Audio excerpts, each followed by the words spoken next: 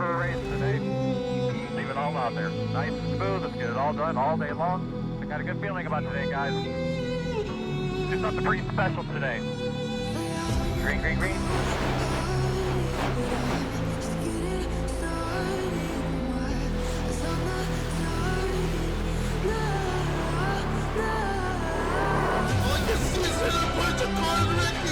Holy cow! We had the good one to end the race.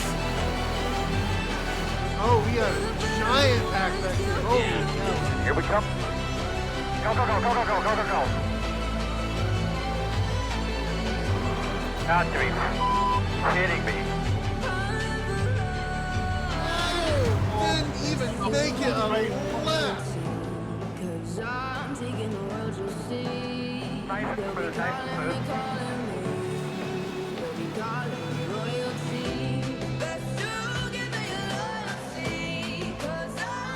Wow, that was dumb.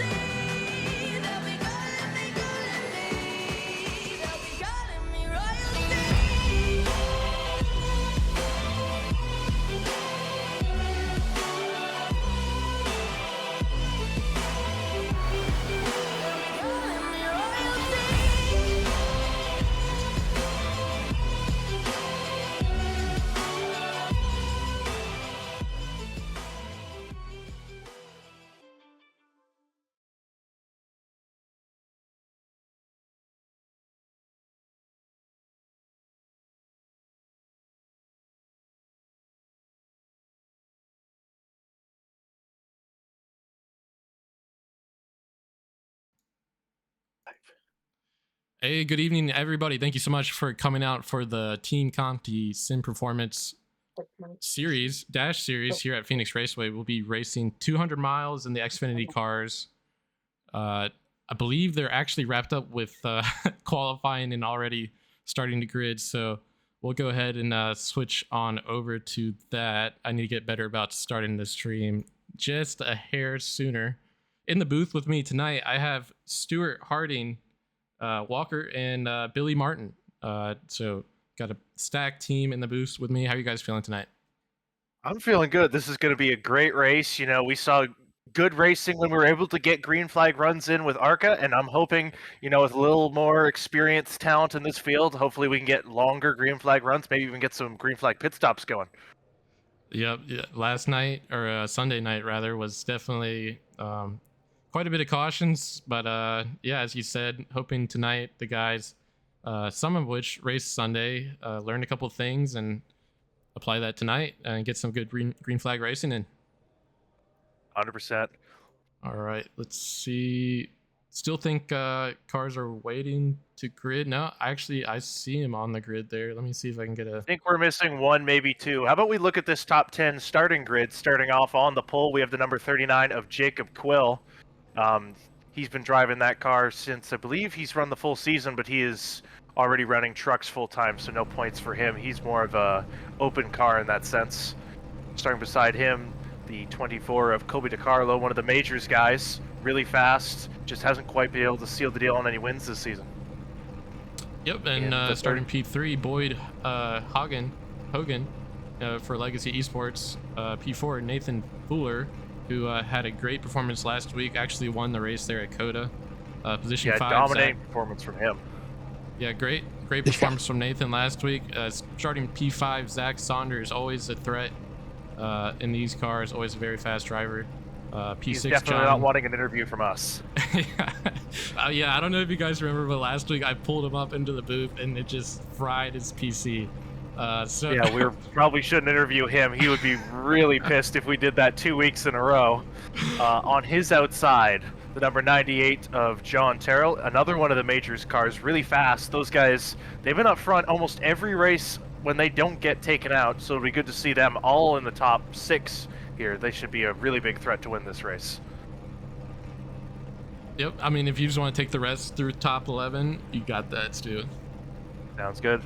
Starting in P7, we have Sylvian Jolly in that number 08 machine.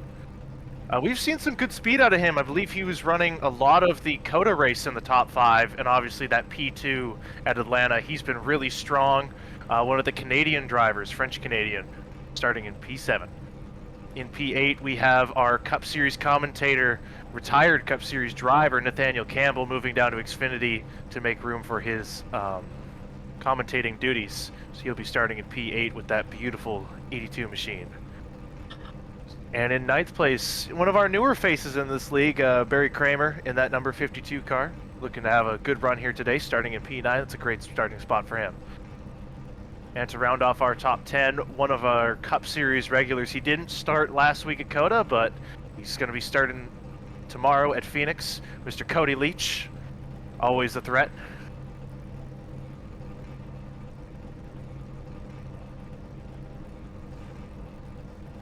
Yes, sir. And P11, Zach Johnson will be starting on the, I believe that's the inside row there. P12, Joe Stafford will be starting there on the outside. And moving along here. Stafford was our ARCA winner. Hopefully he can have another strong run tonight. Yes, sir. Richard Bunkley starting in the 63 car in 13th position. 14th, Carl Field. 15th, Cameron Romano. 16th, Ted Lisby. 17th, Rodney Roberts. 18th, Nick Basden. 19th, Dominic Lee in the 3 car. And then for our top 20 round out, Michael Deach will be starting in 20th position in the 17th car with we are Cal getting Hoff rolling Deach here. Racing. And we are rolling off pit road here. Looks like someone actually might have stalled it. Hopefully they can get that going before. Brandon Campbell didn't get going. That's a... Oh, and they're hitting him. Oh, geez, big issues. Nathaniel Campbell has damage. Michael Deach got some of it. Jake Euler. Oh, Justin Bell got some too. Multiple cars with big damage to the noses. That's a horrible start for all of them. I'm not sure what happened there with Nathaniel, but he just didn't get moving. Oh, that's big damage for both early Jake here. and Michael Deach, because they both got sandwiched there. Big damage to the rears, especially. Michael Deach's bumper is almost completely detached on the left side. That is a horrible start for him. Already starting 20th. Those guys are going to have a really hard day ahead of them. And I think we're green flag. I saw Barney with the green flag, but here comes the pace car. No, they delayed it. Caution length has been extended. Man. So it looks... Man, this race has gotten crazy, and we haven't even taken the green flag yet. That's the crazy part of these CJR races, you know, just anything can happen, you know. Anything, even though this is, you know, one of our higher series, things do still happen. None of us are, well, very few of us are professionals. You know, we're just a bunch of guys who had a little bit of money for PCs and steering wheels, and we're out here running races. But hopefully those guys can get their damage straightened out. And I know that we had issues with front end damage at COTA causing overheating, so hopefully Deach, Euler, and Bell don't have any issues with that in the early running. Otherwise, they might get dragged in the pit right away. The green flag's going here. Great jump by Jacob Quill there, trying to get the jump on those Majors Garage cars. But Zack Saunders already making it 3 wide, trying to get up into that top 3 right away. Boyd Hoggan in the middle. That's going to be our trouble spot. Turns 1 and 2 are in. Oh, Saunders got loose. Yep, they're already a little bit loose. We saw that in practice. Oh, were they wrecking? Yeah, it's crashing already. Oh my! Well, 2 of the major, 3, all 3 Majors Garage cars wrecked. Oh my God. Jake. Oh, looks like Colby DiCarlo saying some bad words. Oh, he came down on the 6 of Hoggan and just caused a massive crash. He got a little bit sideways and then shot up the track, taking out all 3 Majors Garage cars. He just blew a motor. Oh, and the 29 plows into him. That's big damage. Oh, that's such a shame. Oh, Justin Bell narrowly dodging that. That's a lucky break for him. Multiple cars blowing motors. I saw at least 2 cars blow motors there. That is a big shame for those guys. Wow. Man, well, so a completely hectic start here in Phoenix. Did Saunders touch Boyd? It's hard to tell. No, Saunders doesn't touch him. It looks like it just gets the air off Boyd, and Boyd comes up a little bit, and as Carlo's trying to squeeze him. I think that took out 2 of the Majors cars completely. But that is a big shame for multiple fast cars. You know, those majors cars are fast every week, and to have all three of them get massive damage to start this race, that is such a shame. Oh, that is the way that Nathan Fuller shot down the track. Just didn't give any room for anybody to go there. Like Cody Leach narrowly scrapes through. Zach Johnson, Joseph Stafford, they all barely get through there. Minor scrapes and bruises, but nothing that they can't repair. Wow. The way he gets turned, he has absolutely no control. No, that was... He tried to save it, and you can't put any right wheel to the right in these cars. They just snap right on you. That's a shame. He probably should have tried to lock it down, but when you're in front of the field, no matter what you do, you're probably going to have something happen to you, and he just, unfortunately, didn't really have anything he could do. That's a massive shame. Oh, Thomas, did we have any predictions for that, or...? So it was lap 1, turn 1, so we were clear there. Carl Field just getting through here, doing a good job of getting through the madness there, keeping his car clean. Is he new to this series? I don't think I've seen Carl before. It appears he's a ringer. He had the asterisk next to his name there, so might just be filling in. Is he driving a Toyota? Is that what car he's in? Yep. Yep, okay. Eesh, man, take a breath, everybody. Man, what a crazy start here at Phoenix. Early drama really on pit lane, heartstrings. followed by more drama going into turn 3 here. So hopefully these guys can calm each other down. Obviously, Major's taking a big hit there early with all 3 cars involved with that wreck. Actually, quick note about that 71 car. I believe that's an open car for Lucky 7 Motorsports. Taking a closer look at Carl Field. Good run for him, making it through all that carnage at the start. Yes, sir. Man. Looking in the pits, we have a lot of cars torn up. We got a couple of fast guys that moved up quite a few spots because of that wreck, Cody Leach being one of them. Yeah, and that wreck is going to have major playoff implications. It will. Oh, 100%. I mean, obviously your last week's winner, Nathan Fuller, already 1 lap down. It looks like all 3 of the Majors cars will not be returning to the track. Man. That's a shame. All right, as we get ready to go green once again here, hopefully we can get a bit of a green flag run going. As Jacob Quill will lead them to the Geico restart zone. Green flag in the air. Not that good of a jump. Teammate Saunders there holding strong on the outside, but he's not going to follow him down the dog leg. He's going to give him a lot of room. You know, teammates going to play nice with each other there. Boyd Hoggan stalking his prey, though, trying to make a move. That Reaper car. Yeah, Zach definitely looking to slot in behind Quill here to get some single file laps in as we move back just a little bit. Some more side-by-side racing going on. Seeing a bunch of guys just driving so deep into turn 1 and 2 right now. Not really what you want to do. Need to save that front tire a little bit. With the way that Phoenix has developed, the top line has actually become quite viable. You don't see it quite as much in these cars, but tomorrow in the Cup race, you're definitely going to see guys wandering up to the top a bit more. Obviously in 3 and 4, the bottom is always king, but through 1 and 2, with how the banking kind of progresses just a little bit, and the way that the grip is, you'll see some of those guys try to make an outside move work, especially if they can get to the right rear and kind of hinge down the guy they're trying to pass. You could really make some ground doing that. Looks like we've finally gotten spread out all the way back to Zack Johnson there. The last cars side by side.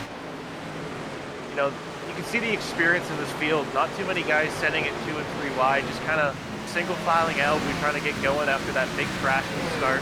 A lot of guys can get good points here, especially with so many high up championship contenders either in the pits or with damage. Yeah, there's a lot of urgency in some of these drivers to move up in the points after seeing those guys get knocked out. And that really is a sledgehammer blow to that team. Oh, entirely. Especially with with stage points in our modern NASCAR racing, you know, not only are they out, they're out at the start of the race, so they won't even have a chance to get any stage points. Like, that's going to extremely hurt their run with guys like Zack Saunders and Jacob Quill at the front. They will just be taking all those stage points away from them. As Boyd Hoggan actually moves up into P2. Yep, I might have missed it for a second, but it looks like he was working hard on Zack and actually able to get the pass done here, coming onto the front stretch. I'm surprised he went for that pass, to be honest. I thought he was going to kind of stay behind Zack. These three kind of just relax for a bit, but I think Boyd might be trying to get that clean air. The driver with the clean air always gets to have a little bit extra tire at the end of this run because they don't have to work as hard to get that car to turn. He's got a nice looking hot rod right there. I love that classic paint scheme look. It looks like he was just able to make the inside roll there and slide up in front of Zack and get the power move done, going into 3. I'd say that was an experienced move, which it was, but Zack Saunders is also very experienced. I think he saw the momentum that Hoggan had and just kind of let him go by. He didn't seem to fight him at all. Yeah, 100%. Honestly, From what I heard... Sorry, go ahead, Stu. I was just going to say, from what I heard from Zack during practice, he was not really liking this car here at Phoenix. Neither of the THM cars were very happy, to be honest. They both just not feeling this track and this the setup that we provided for them. So hopefully they can work on it and maybe get up there. I'd say for a guy who doesn't like his car, P3 looking pretty strong right now. Yeah, I wish I had that issue he had. One driver I wasn't expecting to see up here week in, week out is Sylvian Jolly. I hope I'm pronouncing that first name right. But he's up in P4 after all that anarchy. Really good to see him just week in, week out having really good runs. You know, with that P5 at Coda and that P2, I believe, at Atlanta, just running strong here every week, trying to hopefully get himself a good playoff seed. Yeah, definitely had a great week last week at Coda. Always up front. Not completely up front, obviously, but in the top 10, top 5 for most of the race. So good to see him rolling well today, too. 100%. Meanwhile, we have a really big battle between like 7th to 13th here. A lot of cars trying to work their way up in these positions. Probably got shuffled back as they were all dodging that crash. A lot of fast runners like Basden, Johnson, Leach, Lee, Stafford, all trying to work their way, sort things out. I'm not sure if you guys are noticing, a lot of guys are hitting the wall off of turn 2, really pushing this car right to the edge. Yep. We talked about that in the race on Monday night. That there's a fine line between that outside tire sticking and letting loose on you and sending you up into the wall. There's a tiny, tiny little gray area, and you can't be too far over it. 100%. I think we'll see more tonight. Instead of getting loose, I think we'll see a lot of tight. They're going to be, you know, scuffing that wall with the front end compared to the back end, which could really hurt you. You know, you definitely don't want to get any damage on that right front fender or the suspension, because that will just compound how tight your car is, and you may have to try and adjust your setup or just accept that you're going to sink further back into the field as your car begins to handle worse and worse. Now, Thomas and Stuart, you're both Cup drivers. Let me ask you, do you have a different line in the Cup car that these guys are using in the Xfinity cars?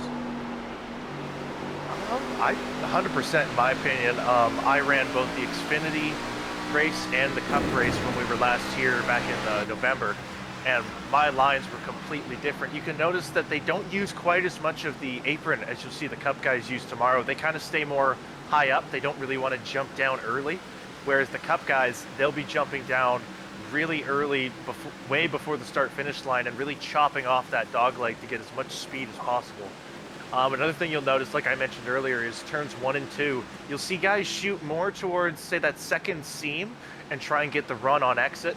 There's a lot of grip to be found up there if you have the setup that can handle it. Those are the two main differences I always feel. I'm not sure what you would think, Thomas.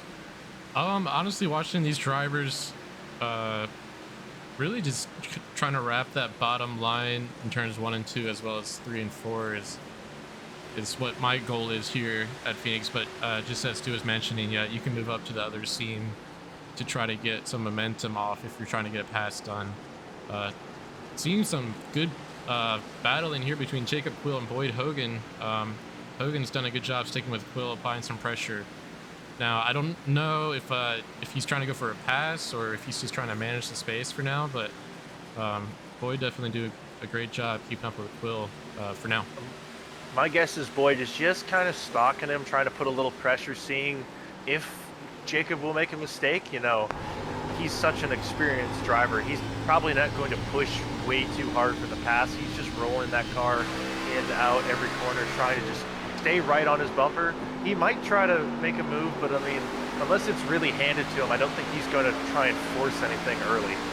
Just kind of wait around, try and force a mistake out of Jacob, and if he can get that clean air, definitely take it, because that'll definitely keep the goodness in those tires a little bit longer, not having to fight off that dirty air. Yep, and that little poke you saw going into 3, he's probably not trying to get a pass done, but just sometimes when you see that in your mirror, the aggression to the inside, it makes you overrun that corner. It can just push you up the track just a bit. So Boyd definitely letting him know he's there, but not being overly aggressive quite yet. Yep, another thing to note is we're actually going to be catching lap traffic here in a few laps. Multiple cars that either have damage or just not quite have the pace. You know, Bob Baker, Justin Bell, Michael Deach, 2 of those cars involved in those pit road incidents, and it looks like Justin actually got quite a bit of right front damage from that hit to the wall trying to dodge DeCarlo. So definitely going to have some shuffling of the field here, as they're going to have to fight through lap traffic here. Boyd might try to potentially take that lead away earlier than expected, you know, to make sure that he doesn't get stuck behind any of these guys in front. Now, what about tire wear? When are you guys holding out to that first stage, or are you going to make a pit stop before that? What are our stages? I'm actually unaware. So first stage is at 45, second stage would be at lap 90, and then to the end 200. So I would definitely stage 1, I would be trying to hold out. Usually what I always like to do in the car is try and do 1 stage complete and see how my tires fade, and then maybe change it up as we go. But I wouldn't want to sacrifice the track's position, especially with how tight you can get at Phoenix. Even if you have, say, like a top 5 car, if you sink all the way to 20th, you might not be able to get through all those cars without a few restarts to help you. Boyd Hoggan right there, following in, taking a little bit different line there, a little bit higher line as we go through 1 and 2, and trying to get that run off the corner, just like you talked about, Stuart. Yeah, it looks like Zack Saunders is starting to sneak in a little bit too. It seems like he kind of fell back, and now he's just starting to slowly reel these guys in. He might have been saving those tires a little bit better than they have been. You know, we're getting to that point around lap 30 where those tires do start to fall off a little bit. You start seeing those lap times sink. If you look at the qualifying time for our pole winner, Jacob Quill, he ran a 26.5. His last time was a 28.0. So they've already fallen off a significant amount from where they qualified, and I think they're just going to keep getting worse. yeah, and I think I actually cut away to the back camera there at the worst time possible, but because Boyd actually sent it in on the inside going into turn 1 there.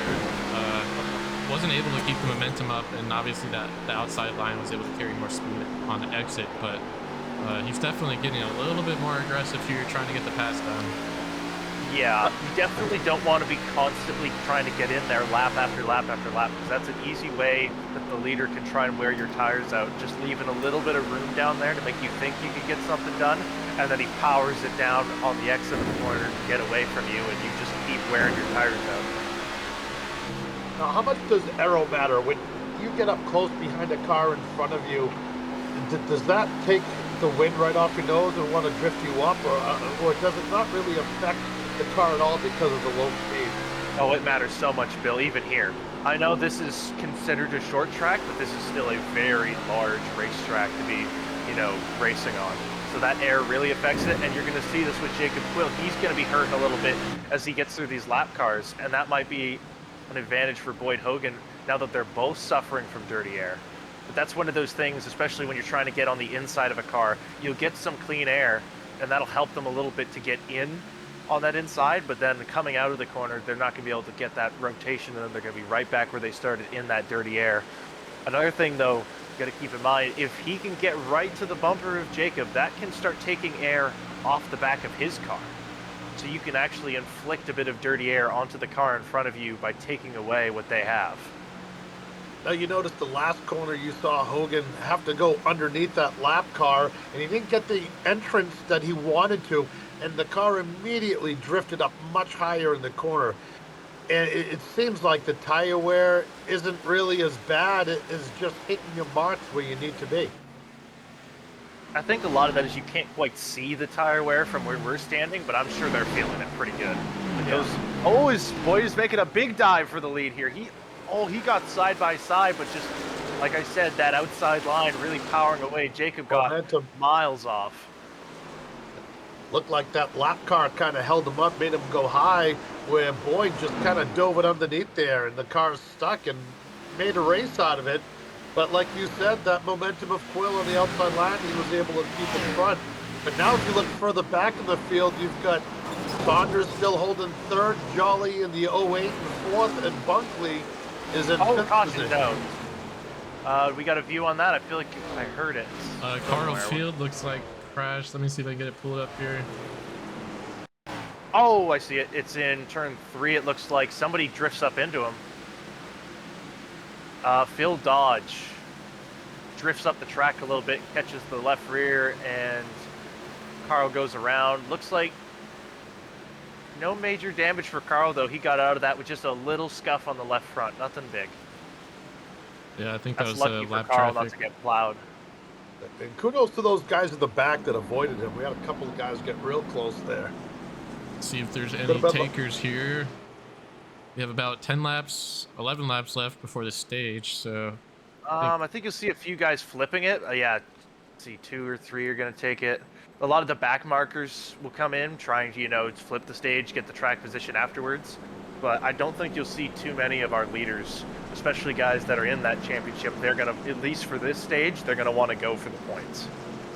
Now, one thing I'm waiting to see is the last stage of this race.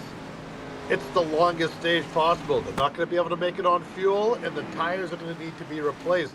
I want to see, and hopefully it'll be under green flag instead of the caution flag. That'll make this race real interesting. 100%. It looks like Jake Euler got the lucky dog there. Hopefully he can get that damage fixed at the stage. So many cars got damaged at that start. We're seeing a lot of them struggle. Justin Bell has gone in the pits getting something fixed. I know he's suffering from a bit of an illness right now, so he's not feeling 100% in the car.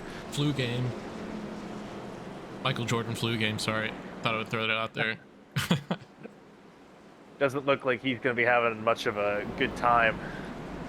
You see Michael Deach going into the pits trying to get some of his damage repaired too. He had that big hit to the rear of that car. Looks like it was only cosmetic, but cosmetics matter even on a track like this. It's not till we get to the smaller places like Martinsville that you can get away with major damage. Just with the way that we've changed and evolved over the years, you could see say the older cars like the Gen 4 and the Xfinity variant of the Gen 4, they didn't really have as much aerodynamic dependence as they do now with the splitters. Like you could have the front end of your car be pretty smashed up and still turn relatively good at these more slower corner, less aero-dependent tracks. But even nowadays, even like with our Cup cars, if you knock the nose in a little bit at Martinsville, you could lose your cooling ability like we saw at Coda, or you could just lose some of your front turn just from a little nick on the quarter panel, or sorry, not on the quarter panel, but the front fender or the nose just really could mess you up. Yeah, and just any damage to that front splitter, just anything like that could change the way the car behaves through the corners, affect tire wear, and just it's a compounding thing. So definitely important to keep your car as clean as possible here, where dirty air is already pretty tough to handle. Yeah, one of our front runners, you can actually see Cody Leach has a little bit of a scuff to his right front there. That could definitely mess with his balance a little bit. Maybe not on a short run like 10 laps, but when we start getting into these longer stages here, that little bit of damage could just slowly compound on the wear of those front tires, as that car doesn't want to turn in, it doesn't want to turn out, it doesn't really want to do anything the way that it wanted to when it didn't have that damage, and it could really slowly start to affect him as we have the choose cone going here. There's one guy I want to mention is right now in that 14th spot, the number 4 car of Hume.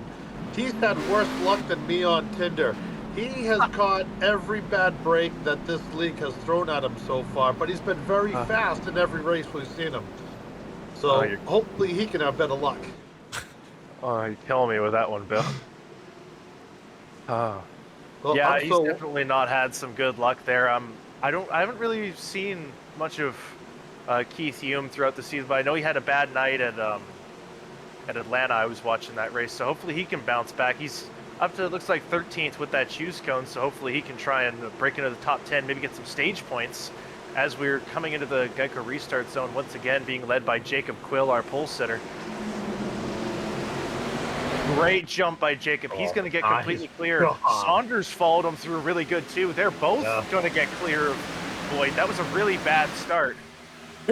Yeah, he seemed to really fake Boyd out good on that one, but Saunders was right on top of it, and he's able to capitalize. Boyd might be able to stay. No, I think he's going to have to fall in behind him.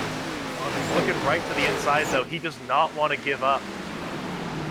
You know, turns 1 and 2 are very different to 3 and 4. The preferred line to make a pass through 3 and 4 will be that bottom, so a lot of the time you'll see a guy run the outside and then try to shoot low to try and get that advantage and be able to cut the dog leg and try and clear you into one.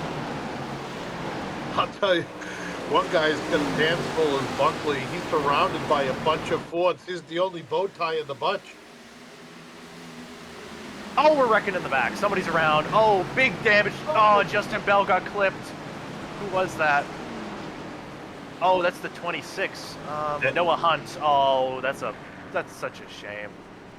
Man, he Just gets loose on exit, comes into the inside wall, and then that shoots him up the track.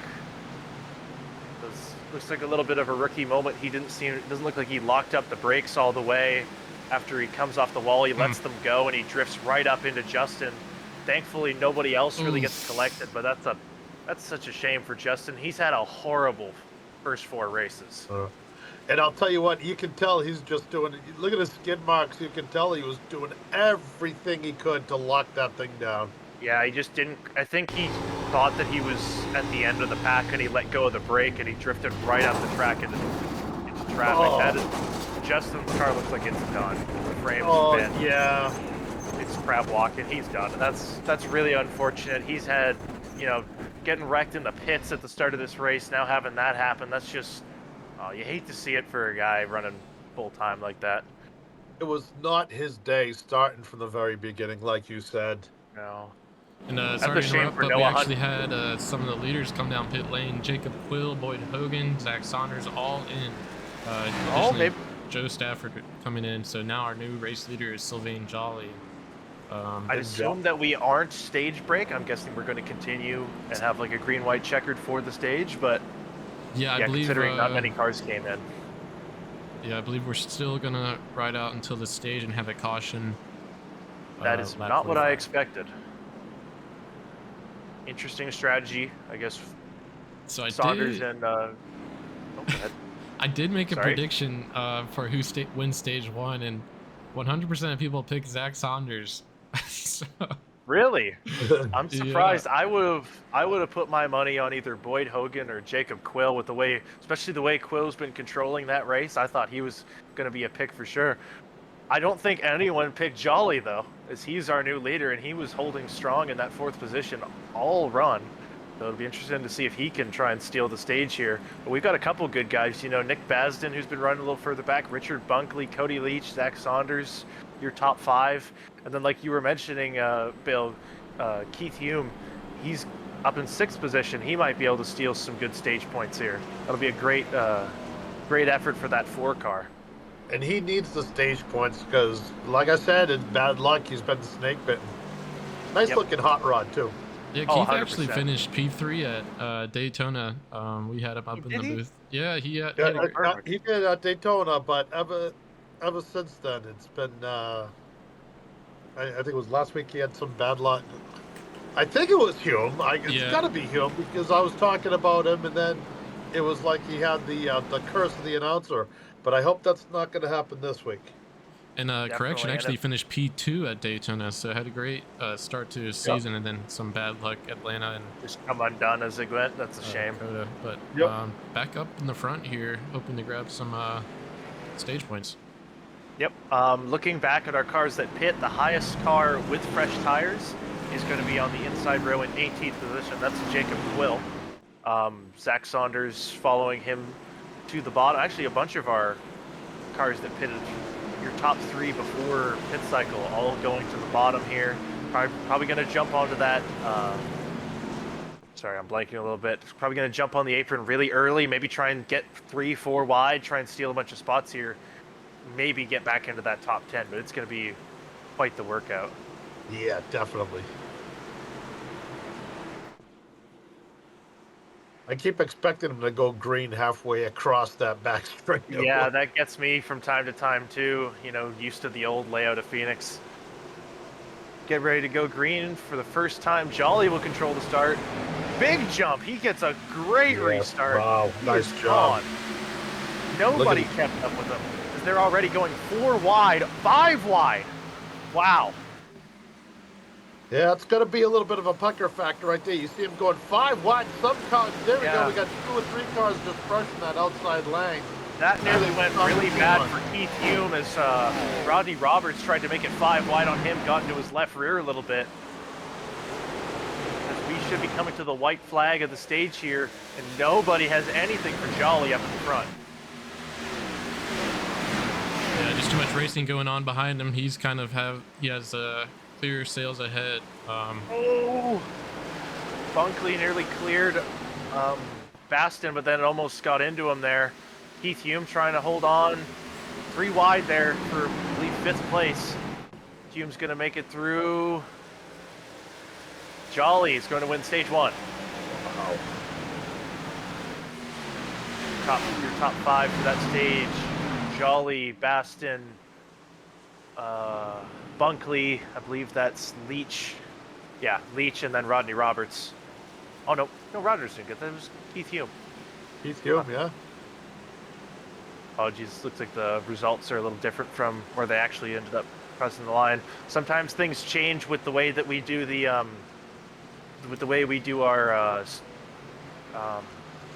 sorry, I'm blanking a lot. The way that we do our stage breaks, you know, it's automatic caution, so it doesn't really count as you cross the line. It's more whenever whenever our race control decides to hit the button. Yep. So sometimes your results may look a little different from how they actually finished, but either way, good stage points for all those guys. Good to see them get into the top 5. But this is when you'll see that whole situation flip, as all those guys who flipped the stage, Zach Johnson, Jacob Quill, Boyd Hoggan, they're all going to cycle right back to the front. Yep. Now let's talk about Jolly for a second. Could he be our sleeper championship hopeful? I mean, every race we've been talking about him. He's been fast. We know he can drive. So is he going to be one of those guys that nobody really talked about that all of a sudden shows up and wins a race or 2 and takes a championship? I think he's definitely got the build for it. You know, looking at his results so far, he's been good at almost every style of racing we've done. We've been to super speedways, road courses, and now larger styled short track, and he's just performing at every single one. So that's what you need to be a dark horse in a championship. Even if you can't win, if you can be good everywhere, then you can make it really far and be potentially a guy like, say, Matt Crafton or Daniel Hemrick. Those 2 guys who got to the championship floor with no wins. Yeah. You could easily get that done if you can be really good everywhere. And Sylvian Jolly is showing early that he is good everywhere. I cannot believe you pulled that one out of your hat. Man, you pulled out that. I'm impressed with that little statistic you just threw at us.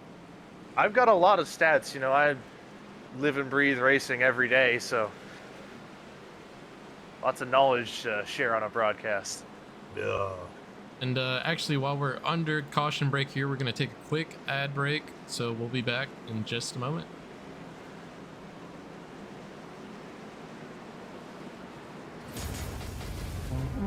Are you struggling to keep up with the top drivers?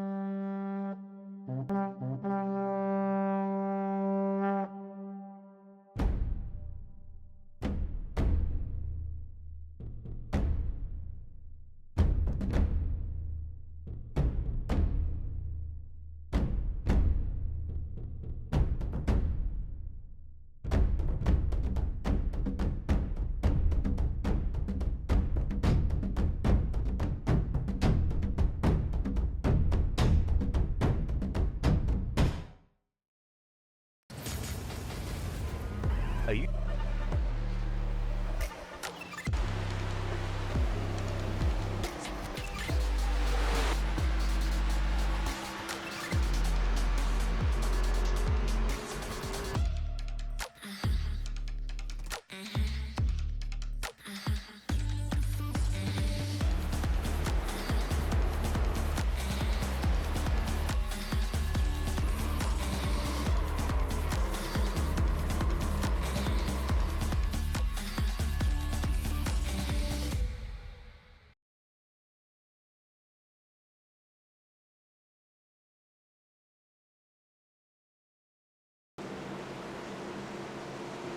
And we're back from that quick ad break. Looks like the pace car has turned off on the pit lane.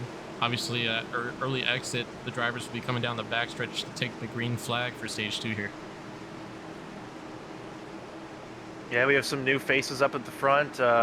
Carl Field, Nathaniel Campbell, and Dominic Lee all jumping into the top 6 as Zack Saunders is going to lead us to green for the first time today. Big jump, great restart from Zack. Wow, nice job by Zack. And look at Field. Wasn't Field involved in a little bit of an issue earlier in the race too? He was, but I guess he flipped that stage and he's in prime position to steal some spots here. Good job by Carl Field for the recovery. Look at this mess towards the back of the pack, middle of the pack, excuse me. Some cars bouncing off the wall. That's what you have to worry about. Oh, caution out. That looks like exactly what happened. Somebody came up, bounced off the wall. Yeah, we got a couple cars in it.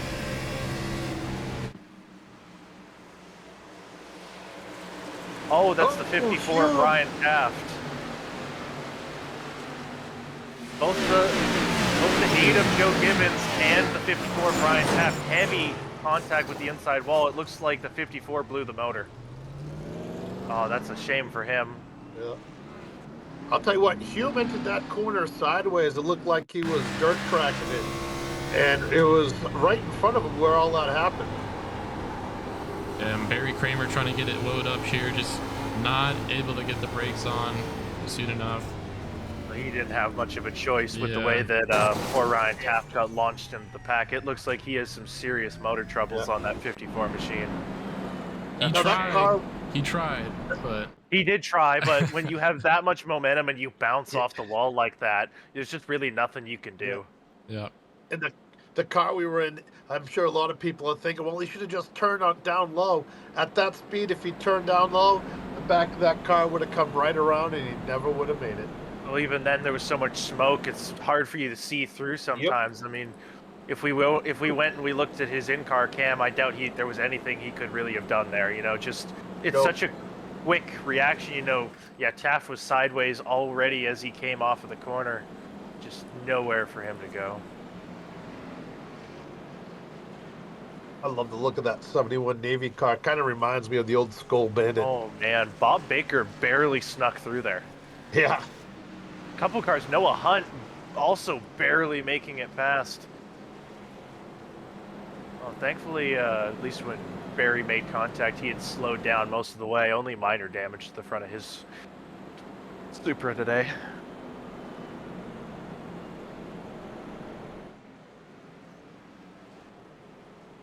Now, we've seen this track change over the years, and of course, you have that controversial turns 3 and 4 where you can cut the corners and everything. You don't really talk about how much 1 and 2 have changed. Yeah, he had nowhere to go. Oh man, did he just barely make it. Oh, yeah, look at how close it was for Noah Hunt squeaking through there. What? Oh. Sorry to interrupt you, I just thought I would grab that replay real quick. Yeah, he should go buy a scratch ticket right now. One thing I'd like to note real quick, guys, look at the sky. It's starting to get dark. That's going to completely change the way this track drives. Yep. I was actually just about to say that. What is the forecast? Is this one of those races that can be interrupted by rain? I don't think any rain's projected no, to occur. Considering we're in the desert, I think we'll be okay from rain, but definitely temperature change. The moment I have been in a rain delay at that speedway. Oh, I know. Thankfully, iRacing is a little more forgiving than Mother Nature herself. But either way, the moment that the sunshine goes away at a desert track like Phoenix, it's going to get cold real quick. And that's when you're going to see guys who were, already struggling with tightness, it's going to get worse. You're going to see a lot of changes in these guys' cars. You're going to see guys that are maybe a little loose, they're going to tighten up. You're going to see the guys that are really tight, they're going to get super messed up in the corners. They're going to be struggling through every corner.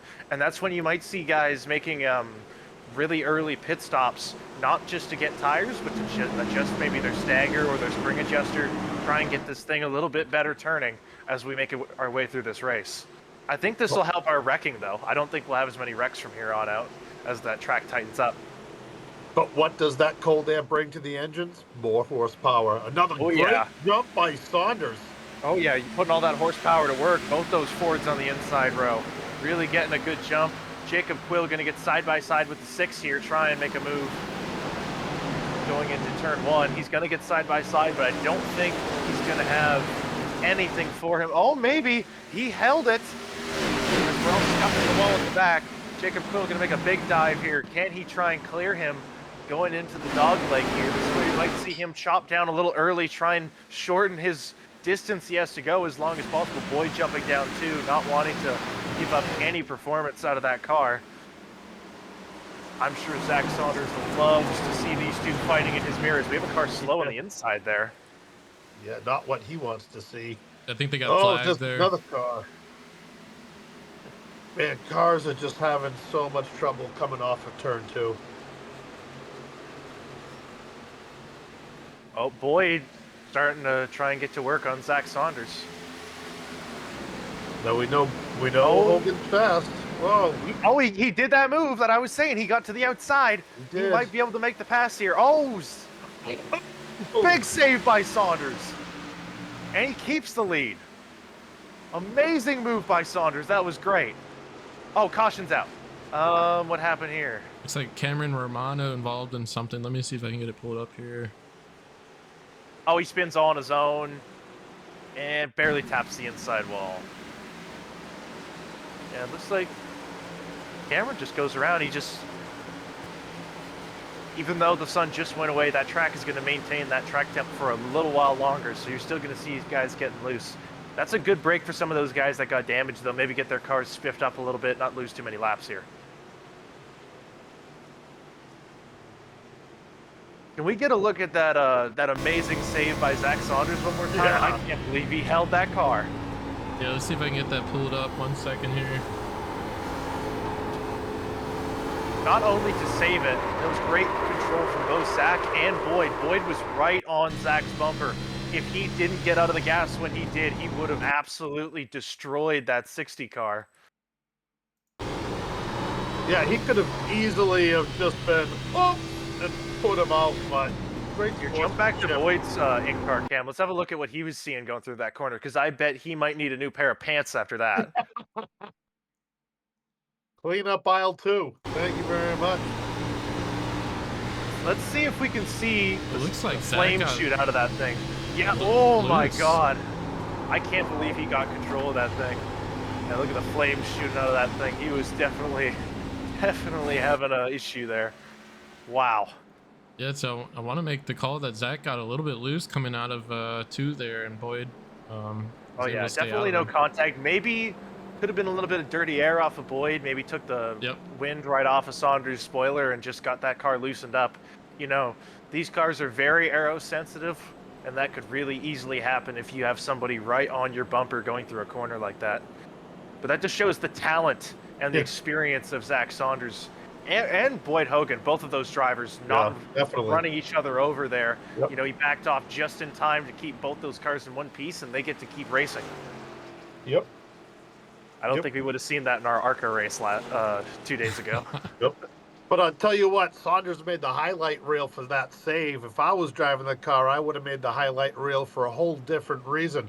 I probably would have taken out cars 3 through 19 on that wreck if that was me driving.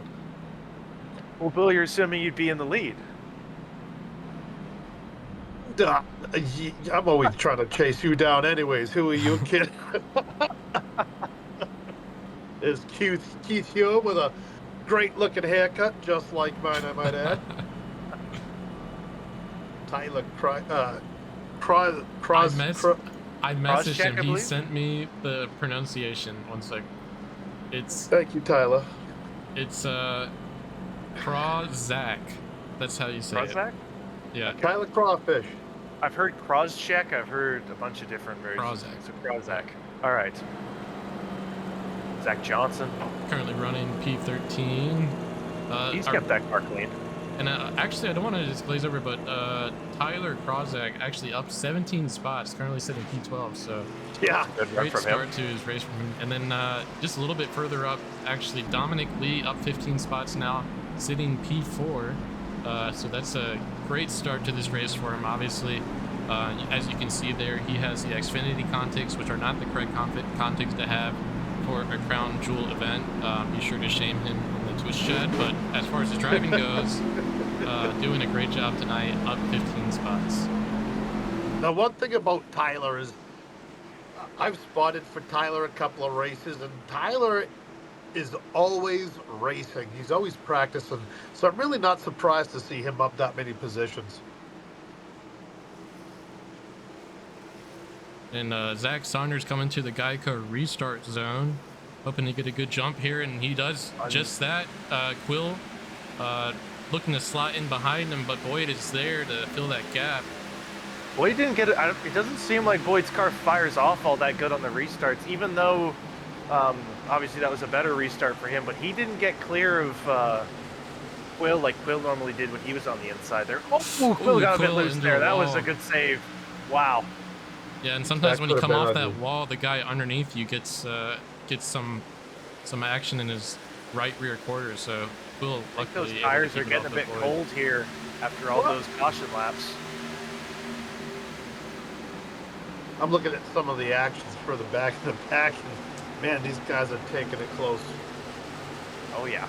Big battles 3 wide there. Ooh. Whoa, that We're was wide in a close. couple spots. A lot of people pushing for positions. I think a lot of guys are realizing, hey, we're already over a quarter into this thing. We should probably get moving.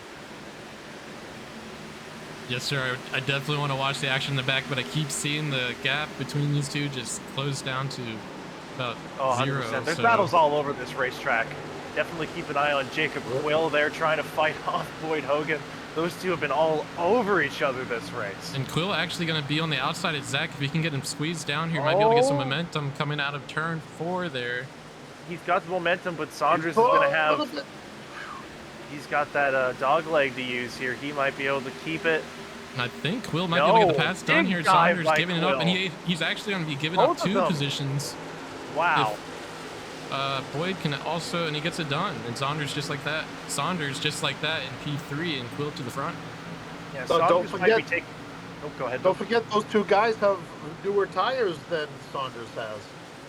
I think No, they I believe all they all pitted at the same time. lap 40. Yeah, so they should be I, even. I thought Saunders stayed out and those guys came in just before the stage. No, yes, all 3 of them went in. Saunders Yeah. was one Oh, of the cars. okay, all right. Yeah, But looks Saunders like is the probably taking a person- little easier, I'd assume, after his, nearly dying in the inside wall. Usually do that.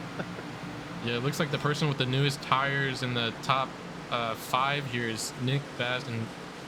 He pitted on lap 47, so 7 lap newer tires. That's a fair amount, but it's nothing too extreme.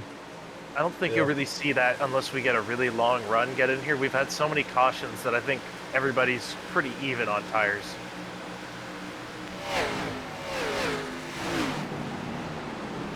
Dominic Lee now trying to make the move on Zack Saunders. He's dropping really hard.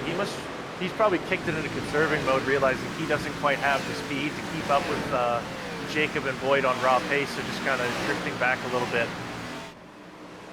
See there, the 44 car of Lisby. He's been in the top 15 the whole night. See how he gets off that corner right up close to the wall? Our stage 1 winner, Cillian Jolly, running at P8 right now, trying to get around Nathaniel Campbell. Side by side with the dogleg. They're having a good battle here.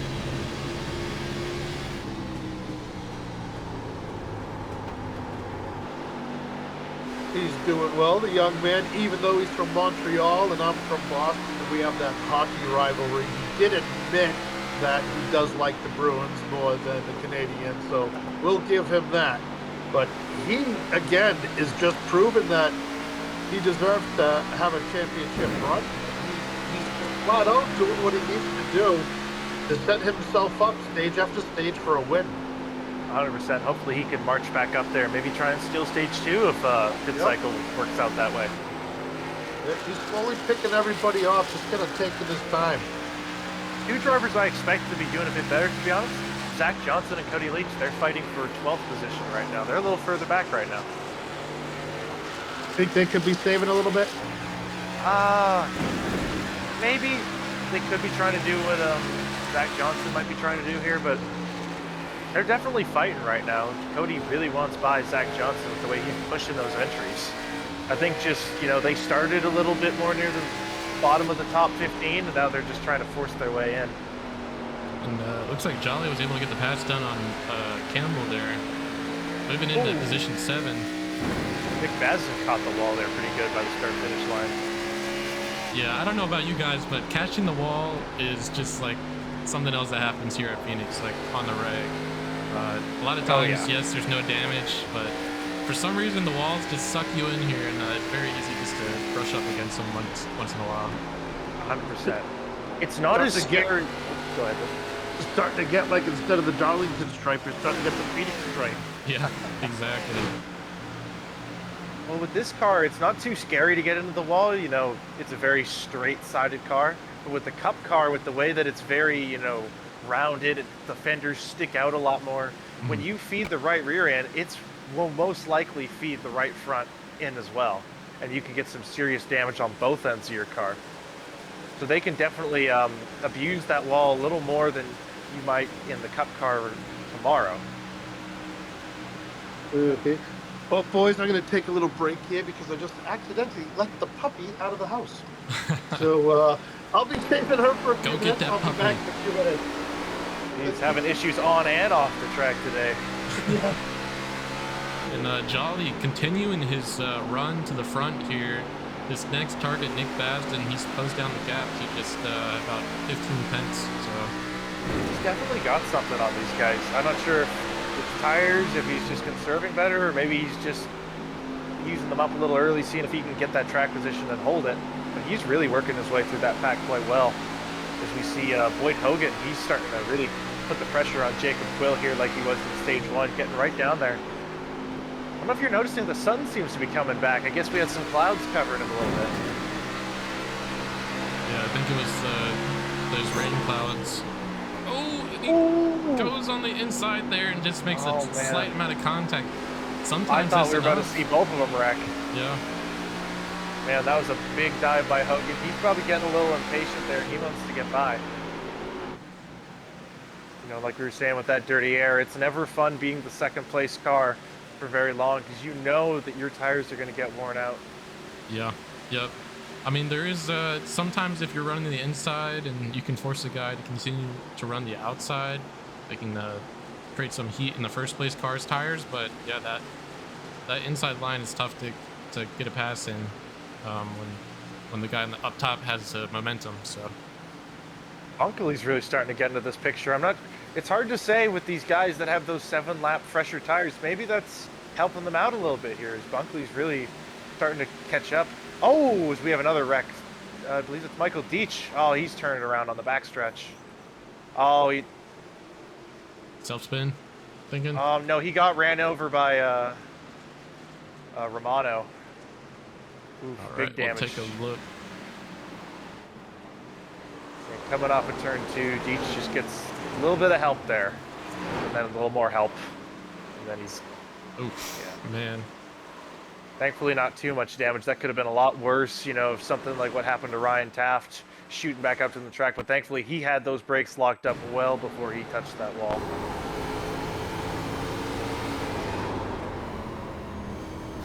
Eesh, man.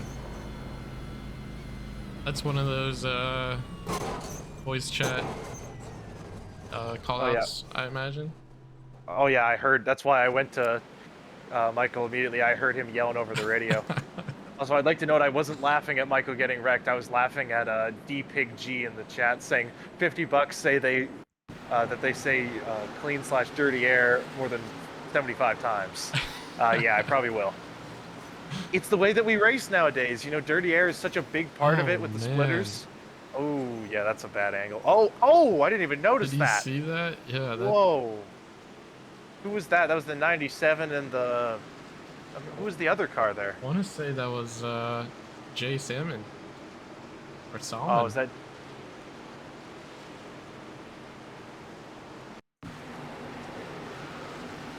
No, sorry, that wasn't. So 17 wrecks and 26 comes in late. Oh, that's Noah Hunt. Ooh, that's just adding on to Noah Hunt's bad race week. Horrible night in ARCA. Now looking like a really bad day. Just sees the smoke, and he gets on the brakes, but it makes his car slide inside. Okay, that was a little bit of ARCA braking there. I'm not sure why did he turn down towards the 97 there? It looks kind of like he got tire spin when he slammed on the brakes. He braked too late. Tried to. Maybe. Yeah, it's one of the things you'll see in these lower series. A little bit of, you know, rookies doing a little bit of mistakes, but yeah, it's a shame for both of those cars. Big damage. He did lock on like a missile. I will say, he kind of did have that aesthetic. Oh. Man. Oh, and Dodge got into the wall after that. And he actually he towed to pits. Dodge gave up after that. Yeah. Man. Yeah, tough wreck there, taking out a couple drivers. Currently lap 37 of 45 for stage 2. So let me run the numbers here. That's about 13 laps left in stage 2. Obviously, people are going to try to be getting points here for stage 2, but a lot of people also will be thinking about flipping the stage if they can. That way that puts them in a good position to potentially win this thing. But obviously, this being a caution now, they'll be hoping for another caution before lap 45. I don't know if we'll get that. What do you think? I don't think so. I think we're going to keep having cautions. I mean, we've already lost a good number of cars. We're down to only 22 cars on the lead lap, and most of the cars that are a lap down have left the race at this point. So definitely, it's the same as ARCA was going. As we lose cars, we'll start getting longer runs just from, you know, less people to run into, more room on the racetrack, less dirty air, as they're counting apparently how many times I say that today. Well, if anybody would like a puppy, I've got one for sale. I'm kidding. I love my baby girl, but one thing I'd like to note actually is one of our full-time Xfinity drivers, Leroy Sellers, left the race, but it doesn't look like he was even on track. I'm not sure what happened there. As Jacob Quill is going to lead us to the green once again. See if he can get a good jump here on the ARCA winner, Joseph Stafford. Yep, massive jump. Zack Saunders followed him right through. He's on the bumper. He's going to get side by side with him. Man, I thought Jacob got a good jump, but Saunders got an even better one. Yeah, and Quill's going to roll the outside here, hoping to get that momentum off of turns 1 and 2, and looks like he'll be able to clear Zack Saunders coming down in the backstretch. Ooh, Basden catching the wall again. We've seen him hit the wall a few times in the last few laps. Now, Stuart, do you think some of these Cup drivers are just coming in here to check it out for a few laps and then just leaving, or do you think maybe it was another issue? Oh, we have a caution. Sorry. Caution is did? out. Carl Field, I think. Yep, Carl Field got turned around. No, he bounces off Bob Baker and comes down into Ryan Persinger, and oof. thankfully just a little bit of contact to that inside wall, not too much damage. He's been having a hard day. I know he got some good stage points there, but other than that, he's just been having a bit of a up and down day all around. Oh.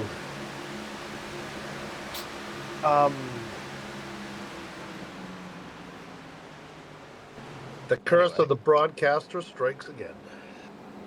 Tyler Justice we hadn't really watched him. Sorry, Tyler Justice in Twitch chat says my dad Boyd is on the prowl. Yeah, he's been driving great all night. Hopefully, he has a good finish here. Yeah. Tell us your dad's secret. What's his?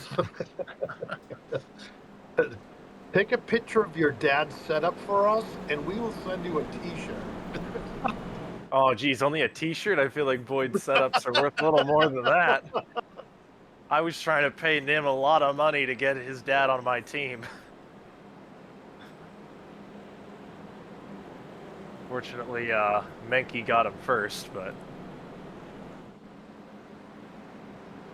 Mankey is another guy that's been really fast everywhere we go and just has had bad luck. Yeah, 100%. He bounced back at Coda, though. He had a decent finish there after...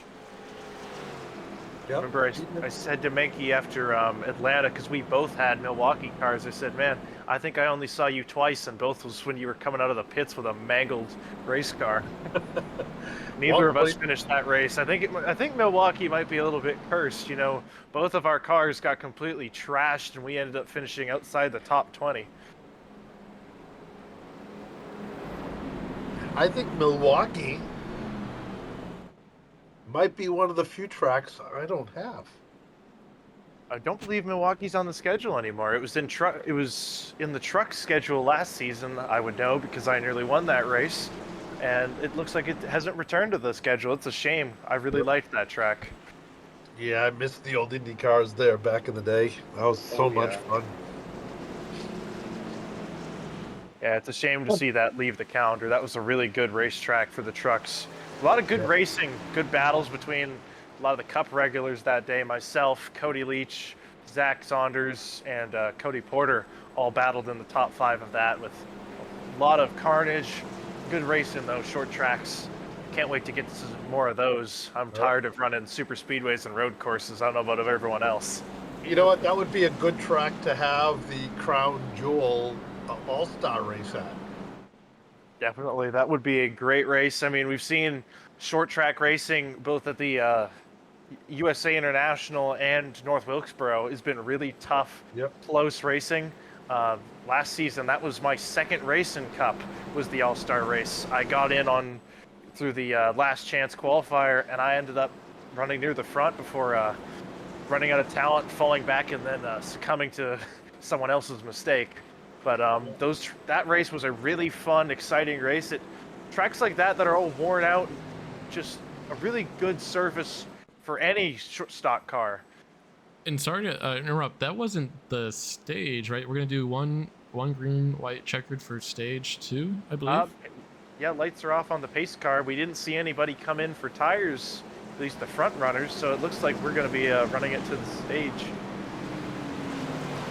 Yeah, the only person I saw that went off, Boyd, Hoggan, Hoggan. I'm sorry if it's Hoggan.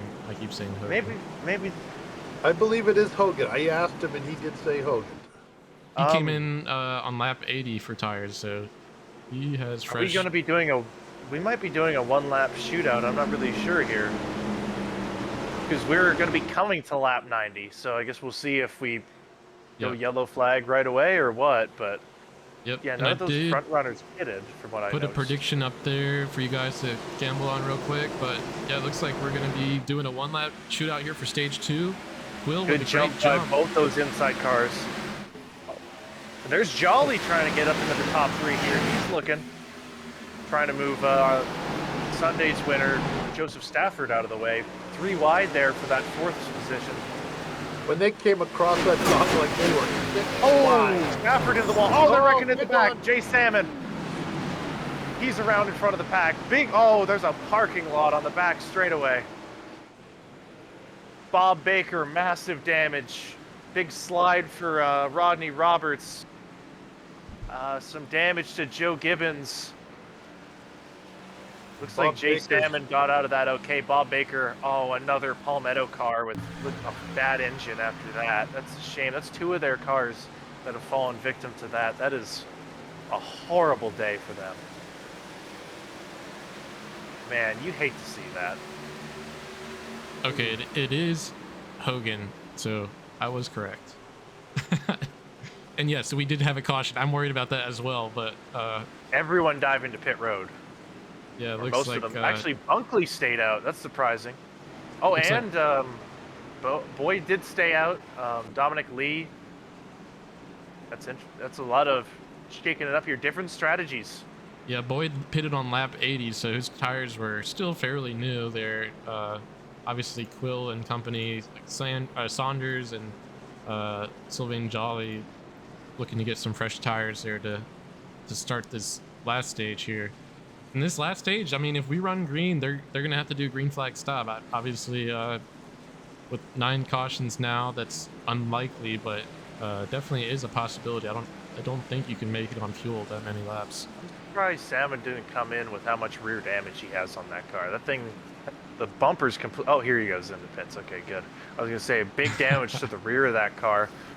Did we see what started that crash? I didn't really get a good look at it. I think somebody just got loose coming off of 4. I'm sorry, coming off of 2. Oh, yeah. Yeah, Jay got loose and then everybody piles into him. That's a shame for Bob. He didn't really have anywhere to go, and he kind of watches up into another car and bounces. Oh yeah, the Krawczyk, he bounces off of him, shoots into the inside wall. That's a big shame for Bob. That was a hard hit. Yeah, it's too bad. He'd stayed on. He was only 1 lap down. You know, he was holding on, gonna try and get a top 20 finish, but that's gonna derail it for him. That's a big shame for Palmetto Motorsports as a whole. You know, they've just had a horrible first 4 races throughout every series.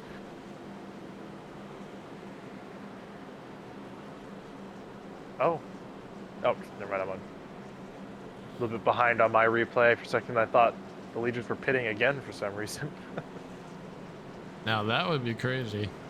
No, yeah, wasting a set of tires that quick. It'd be interesting to see the pace difference between Boyd and Jacob Quill, as Quill only sunk back to, I believe, 6th position after those pit stops. Well, look who's back up into 8th spot is Stafford. We've seen him. He's fast everywhere. He's been just kind of creeping up a little bit, just not making much noise, but there he is. Yep, Joe Stafford up 4 spots. Got some fresh tires there on that last caution that just occurred. Currently sitting P8 behind Zack Saunders P7, who also got new tires. And just as you mentioned, Stu, Jacob Quill P6 with fresh new tires on that race car. So looking to move forward here. Boyd Hoggan did pit lap 80, so he has new-ish tires, but he has track position, and that's a major key here at Phoenix. I think as we saw earlier, though, even with only 7 laps difference in tires, a lot of those guys were able to move through the pack a bit better. So that might be an advantage for Saunders and Quill. As Quill will be starting 5th on, or 3rd inside row there. Definitely gonna not take him long to get up to the front. We get ready to go green here.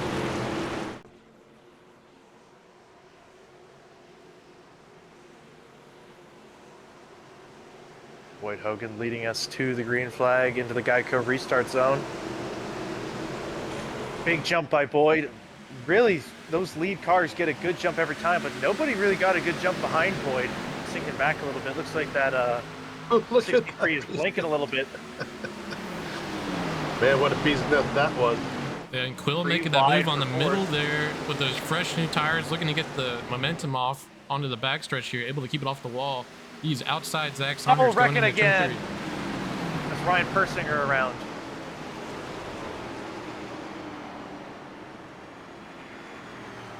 Cautions breed cautions. Yeah. I didn't know we were watching ARCA today, Thomas. What does it say on the hood of that car? Scrub Daddy. It's a type of sponge. Yeah, Ryan just comes down across Cody Leach's nose, and that's all she wrote. Thankfully, no damage to either of those cars other than some minor scuffs. I'm hearing a lot of chatter over the radio about the 63 car, a lot of blinking coming from him. I saw that a little bit on the restart. I think he might get a warning from race control on that. hopefully that doesn't affect him, as it would be a shame to throw away a good day for something silly like netcode. Yeah. Well, Thomas, why don't you invite him up into the booth? Maybe you can just solve it all at once. Yeah. Oh, jeez. We should try and get somebody in the booth. Yeah, I don't know if you guys have noticed, but I haven't been itching to do that. I'm a little scarred from last week. So, but if y'all want to try somebody, we can try. It doesn't look like there's anybody, because you can't pull anyone from team chats, correct? So I don't think we'd be able to get. The only people I'm able to see is obviously my teammates Jacob Quill and Zack Saunders. It'd be funny to interview Zack and maybe get him on edge a little bit that he's gonna have his PC crash. I can pull up tips in. For some reason, the only teams I can't pull up are Hollywood and John Connor, but all the other teams. Okay, are maybe free. pull up Jacob Quill. Have a little conversation with him, as he's led a lot of laps today. Sure. Yeah, let me move him up. Give me 1 second.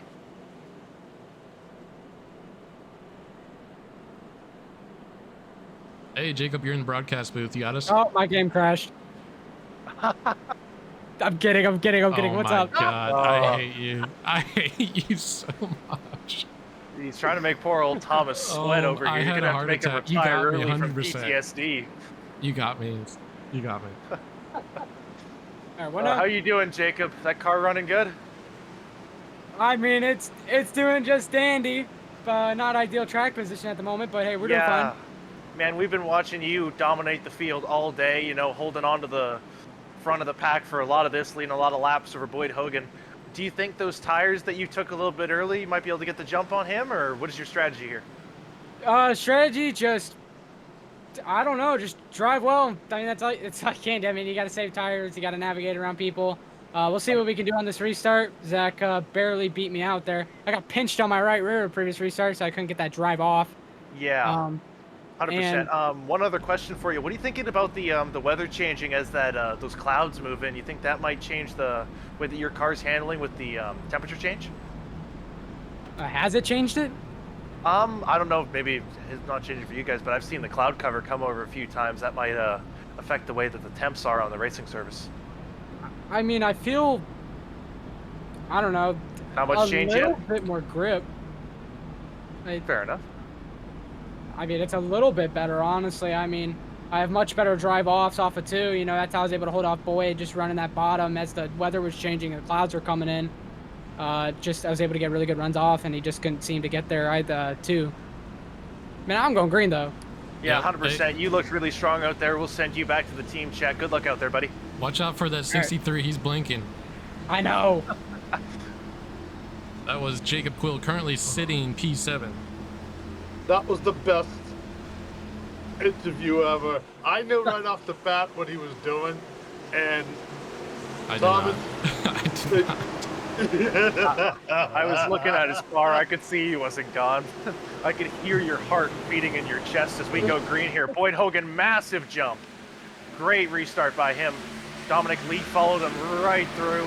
That's going to sink Bunkley. Bunkley blinking again. Oh, race control might get involved with that if it gets worse. Yeah, poor Bunkley. He was having such a great run, too. Yeah, hopefully they don't do anything about that, at least for a little bit. Maybe hope he can straighten it out, but... And what do you say we go to a quick crank it up while we have a little bit of pack racing? Absolutely.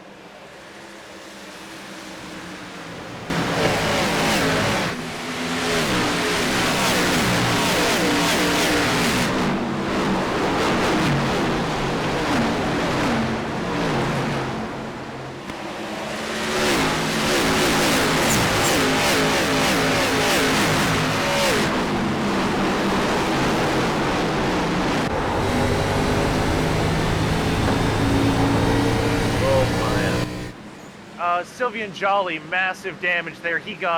Looks like he got loose and shot up the track. Oh, that's such a shame. Oh, he got the bumper. He got the bumper from, I believe that's Krawczyk. Gives him the bumper. He shoots up the track and takes out, I believe that's Kyle Field. Oh, and Zach Johnson gets in it too. Oh, multiple good cars taken out in this wreck. And Sylvian Jolly has big damage on that car. Man. Oh, man. Zach And Johnson. That is not good. Oh, Carl Field's car. And they interrupted the crank it up, which is like I rule number know. 1. You don't interrupt the crank it up with a caution. I think But- you jinxed him personally. I think Yeah. the moment you brought out that crank it up, let's get a view of what happened there. Yep. Let's go on board with Sylvain here. Give me 1 second. Oh, that's such a shame for all of those guys. They were having really good nights. Carl Field's engine is blown up. I think he's going to be done for the day. Yeah, he gets the bumper, shoots up the track. Nothing Jolly can do. Oh my, ripping that car right off the ground, and then he gets hit by Zach Johnson. Yeah, there's nothing Jolly could do. Once your car is off the ground like that, I mean, it's not stopping or anything. And the thing is, too, is you can tell by Tyler's reaction, he cranked on the brakes there. He obviously didn't mean to do it. Maybe they had entrance points, but he didn't think he was going to lift off as much going into the corner. But obviously that wasn't intentional. Yeah, it's just such a shame for a lot of guys having good days. Yeah. You can see it for somebody, especially Jolly, how good he's been running this season. Yep. Thankfully, he got stage points in both of those stages. Yep. And we'll be able to recover. That's a bad day for Carl Field, too. That's another wreck he got involved in. I don't think any of those wrecks were Carl's fault. He just was in the wrong place at the wrong time every time. Oh. Let's see if Jolly can maybe not go a lap down. No, it looks like he knocked the right front out of that thing. The bumper's twisted. Doesn't look like any engine damage, thankfully, but he's definitely going to lose a lap or two. Hopefully he can get those back. As more cars bite the dust here, you know, we're down to only 20 on the lead lap, and it looks like we're probably going to lose Sylvia and Jolly. Yeah. And Jacob Quill is actually, I think he's on his phone while in the car. He's messaging in the Twitch chat, put a poll on me. So when we get close to the end of the race, I'll get a poll out there for the winner. And obviously 100% we'll get one on you if you're in the top 5. What's the poll going to be? Either Jacob Quill loses to Boyd Hoggan? I was thinking just like on who's going to win, and then we'll do like top 5 and then other, or maybe just top 3. We'll see. Hey, I say after that trick he played on you, you let him have whatever he wants for the rest of the race. So, it looks like somebody's asking for a poll. Quill gets wrecked before lap 120. Don't put bad blood on him. Don't you put that evil on me, Ricky Bobby. Yeah, I feel like Don't you put that on us. You are not paralyzed. Oh my. Oh, I am so paralyzed.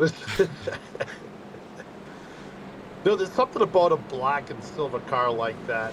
I just absolutely love, or grayish, you know, that two-tone kind of break up there. It reminds me of back in the early days, you know, years ago when Kevin Harvick first came. He had that gray and black 29 car. Always looked really, really nice. I just that's one of the classic looks, I think. 100%. Reaper Speed Lab has actually been slowly getting into a lot of the teams here. You'll see, I believe there's both myself and Xander Short will be having Reaper cars in tomorrow's Phoenix race. Definitely. Ooh. Boyd brought that setup shop in with him. I believe he owns it, and you know, he's definitely made an impact in showing how good those Reaper Speed Lab cars can be. As we get ready to go green again, those two have been battling all race. Jacob Quill, Boyd Hoggan side by side on the restart. Good jump by Hoggan, but Quill holding on that outside, trying to take away second from Dominic Lee. Zack Saunders going to dive in there, try and take third position away, though. Lee in that 3 car doing everything he can to hold on there. He kind of likes that middle lane to the center of that corner. Oh, one car kissing the wall on the outside there. The 39 car making a run for that inside lane. We haven't seen much from Dominic Lee today. It's going to be interesting to see how he holds up at the front of this pack. Oh. I thought I heard someone crashing. There's just a broadcast in my ear. He's holding his own there. I don't think Lee is really pushing this car too hard right now. I think he's kind of running at his own pace. I think he's letting Jacob run underneath him, maybe use up his tires. I think Jacob's going to make the pass here going into 1. Saunders going to try and follow through, jumping onto that bottom. When did Dominic last pit? Did he pit with Hoggan? I think it was before. Dominic last pit lap 80. Okay, so that was he's on the same strategy as Boyd. I think we're going to start seeing that 10 laps is a lot of time, and I think that's going to definitely start to hurt Hoggan and some of these other guys. Not much, just a little bit. Just definitely see it at the end of the run, whether it's tight or loose on those cars. You're going to start seeing them have a little bit more trouble. Well, I noticed that he was a little bit loose coming off that corner as well, so it could be already affecting him.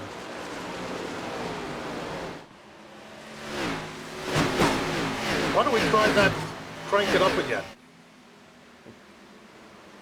Sure, yeah, we can go do it real quick.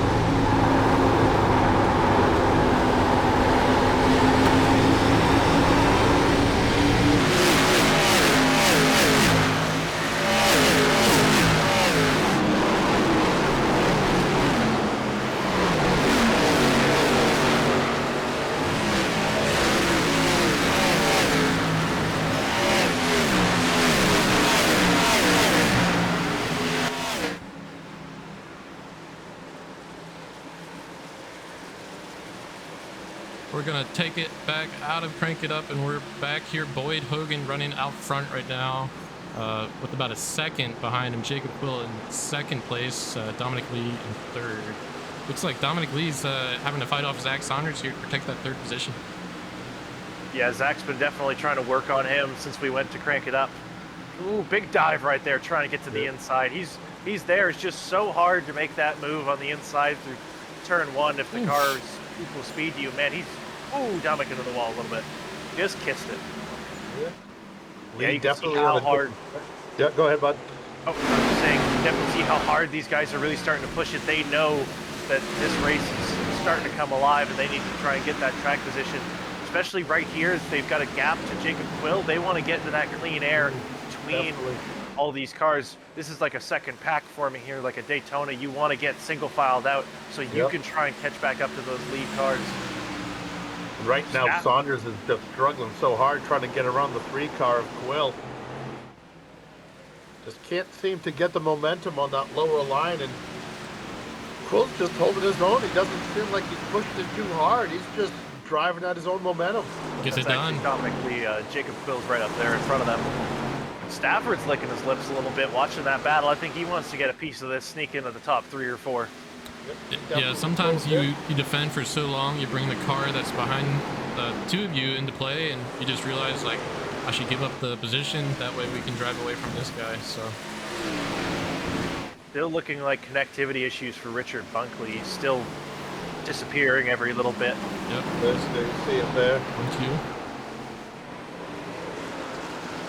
One thing I'd like to note for the viewers after that last crash, Jolly made it out on the lead lap with a bit of damage. Yeah. He's trying to limp it home, maybe get some cautions and fix that car.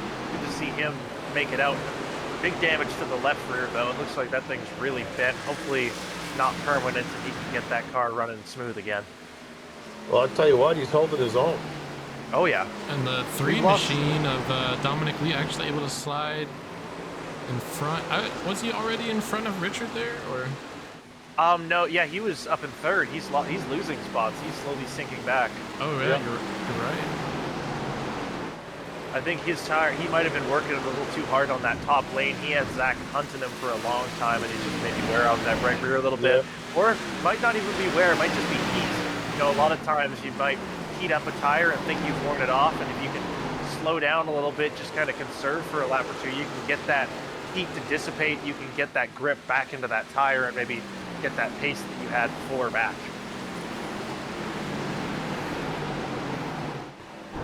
see Great these showing. guys. Go ahead. I was going to say, great showing for Joseph Stafford after winning that ARCA race, running in the top 4 here today. Nick Basden working his way back up. Nathan Campbell, we haven't really talked about him today. He's had some bad luck, but still fighting back, working his way forward. He's a very quiet driver. You never really see Daniel do big moves. He's kind of just, he's out there cruising around, slowly picking guys off, and he's always, a lot of the time he ends up there at the finish because of it, because he's not trying to get, big moves done at the start, just get a few playoff points, or not playoff points, stage points here and there, and then try and get maybe a good top 5, top 10 finish at the end of this race. He's been doing a really good job of just keeping his nose clean today, other than getting a little damage in the pits at the start there. Keith Hume in 11th position. He's having a nice recovery. Ryan Persinger, 12th place or 13th place after having that little spin. Michael Deach recovering 13th after all his issues. He's had a lot of issues today, guys. Good to see him moving up into 13th. Yeah, he got beat up in 2 different wrecks today. Plus the pit road incident, like he had big damage after that on both the nose and the rear. It's a lot of determination there out of that team. So it looks like the cars are starting to space out just a bit. Obviously, this is lap 123 of 200. They're going to have to come in and get some more fuel and tires. We may see our first green flag stop. Not to jinx anything, unless someone has a self spin or obviously someone makes some sort of aggressive move. But we might have our first. Yeah, I think we're definitely going to have a long run. If you look at how many cars are left in this race, we only have 20 cars still running. Yep. Now the thing is some of these guys who are on that longer pit stop strategy, that could be bad for them, because if they have to come in early and they get caught, coming in earlier than everybody else, and then they get caught in the caution flag, that's going to put them out of the race. 100%. But you might see some guys come a little bit early regardless, trying to get tire advantage. I know that, like we were saying, 10 laps will help you a little bit. Imagine what 30, 40, 50, 60 laps could do for you. Yeah. Like, you saw it in the Cup race yesterday with, like, how the difference between regular and option tires. Well, that's what it's like when you have really worn tires on a car like, say, Boyd Hoggan versus a car that has fresh tires that are 50, 60 laps newer out there. They're going to be running seconds different. Boyd's last lap there at 27.9. He's slowly falling off of their pace. Like I said earlier, our pole winner's lap time, Jacob Quill, was a 26.511 compared to a 27.9. That's a big difference, especially on such a small track like an oval. Dropping off that much, it really shows what's happening out there in these tires. Imagine a second every lap faster. You're going to see guys that may go a lap down, gain the lap back, and then drive all the way back around and maybe even take the lead, depending on how differing these strategies are. Now, Campbell and Basden were battling a little bit back and forth, the 30 and the 82 car, and Basden get out in front. He's kind of pulling away a little bit from Basden. I don't know if, from Campbell, I don't know if maybe Campbell burnt up his tires a little bit too much. It's very easy to heat up your tires here. It could also be Nathaniel conserving. He doesn't feel like fighting with him right now. It's easier just to let him go, file in line, and see where it's going. Basden, he doesn't have much to fight for today. He's running his last race in 30 before moving up to the 51 in Cup for Sanderville Racing. So, big difference there. He doesn't really care what happens today. He's just trying to get decent owner's points and hopefully maybe try and win this race. Well, he would love to try to get a win to have that momentum and go into the Cup Series, and we're expecting to see big things out of him in the Cup Series. Oh yeah, I've been seeing a lot of him in the lower divisions, also running some A Opens with him, and seeing a lot of pace out of him. He was able to keep on my toes for a lot of A Open I had with him, so good, definitely a good pick for the Cup Series, starting to get a lot more, just a really good rounded field as we start to drop some of the slower, less experienced drivers, getting more very skilled young guns in there, maybe try and make their mark on the Cup Series. And I feel like I should know this, but who won stage 2? Do you guys remember? I believe it was Quill. Was it Quill? I can't. See, we were kind of confused because we had the we weren't sure if we were doing a one-lap shootout or not, so I'm not really sure who won that. Yeah. But it was either Boyd or Quill. I'm not quite sure. Starting to see cars go a lap down. Sylvia and Jolly with that damage finally going a lap down. Looks like I believe Rodney Roberts might be the next victim here if we don't get a caution soon.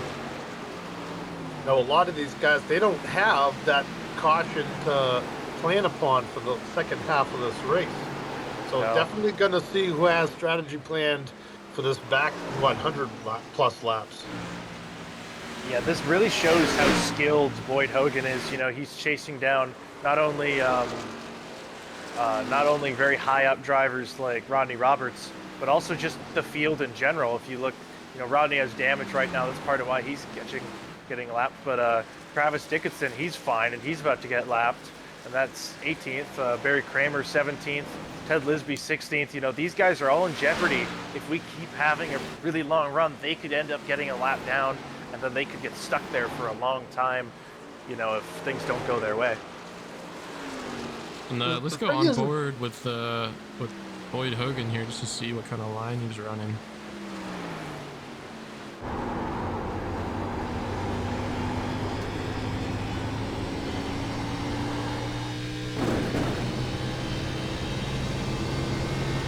All right, everyone, get your pens and paper out. A little bit of tire split. A little bit of a diamond there, going into 1 and 2.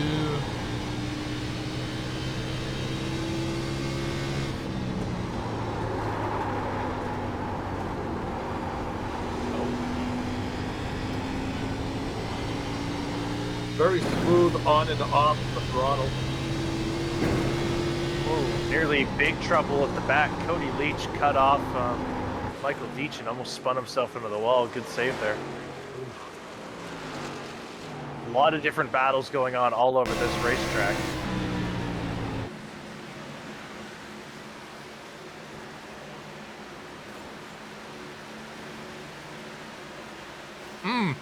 Oh! Saved it.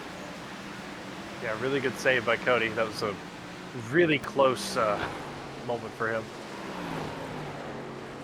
So hard to think Cody Leach and any other number other than the 15. Yeah, he's running 88 tonight and running 23 in Cup. Definitely a big change.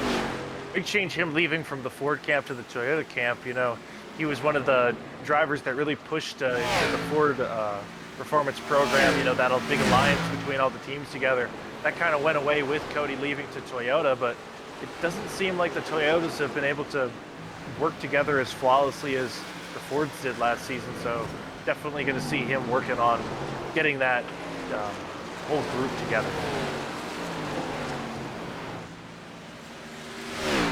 Now, when you switch manufacturers in iRacing, do you really notice any type of difference?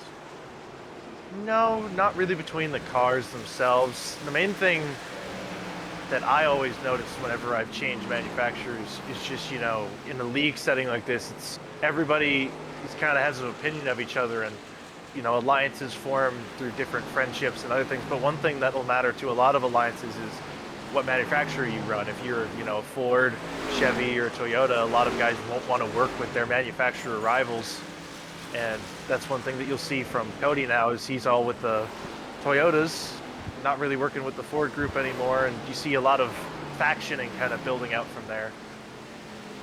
Another thing to note, you know, I was keeping an eye on Nick Basden, able to get the pass done there on Richard Bunkley to slide into P6. He's up 12 spots today, so great outing for Nick Basden. Hopefully able to get the green flag stop. Obviously, if we have that done cleanly and have a good result here. Yeah, well, looks doing great so far. And I have also been keeping an eye on the last lap times.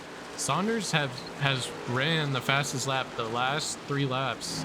That time 28:12.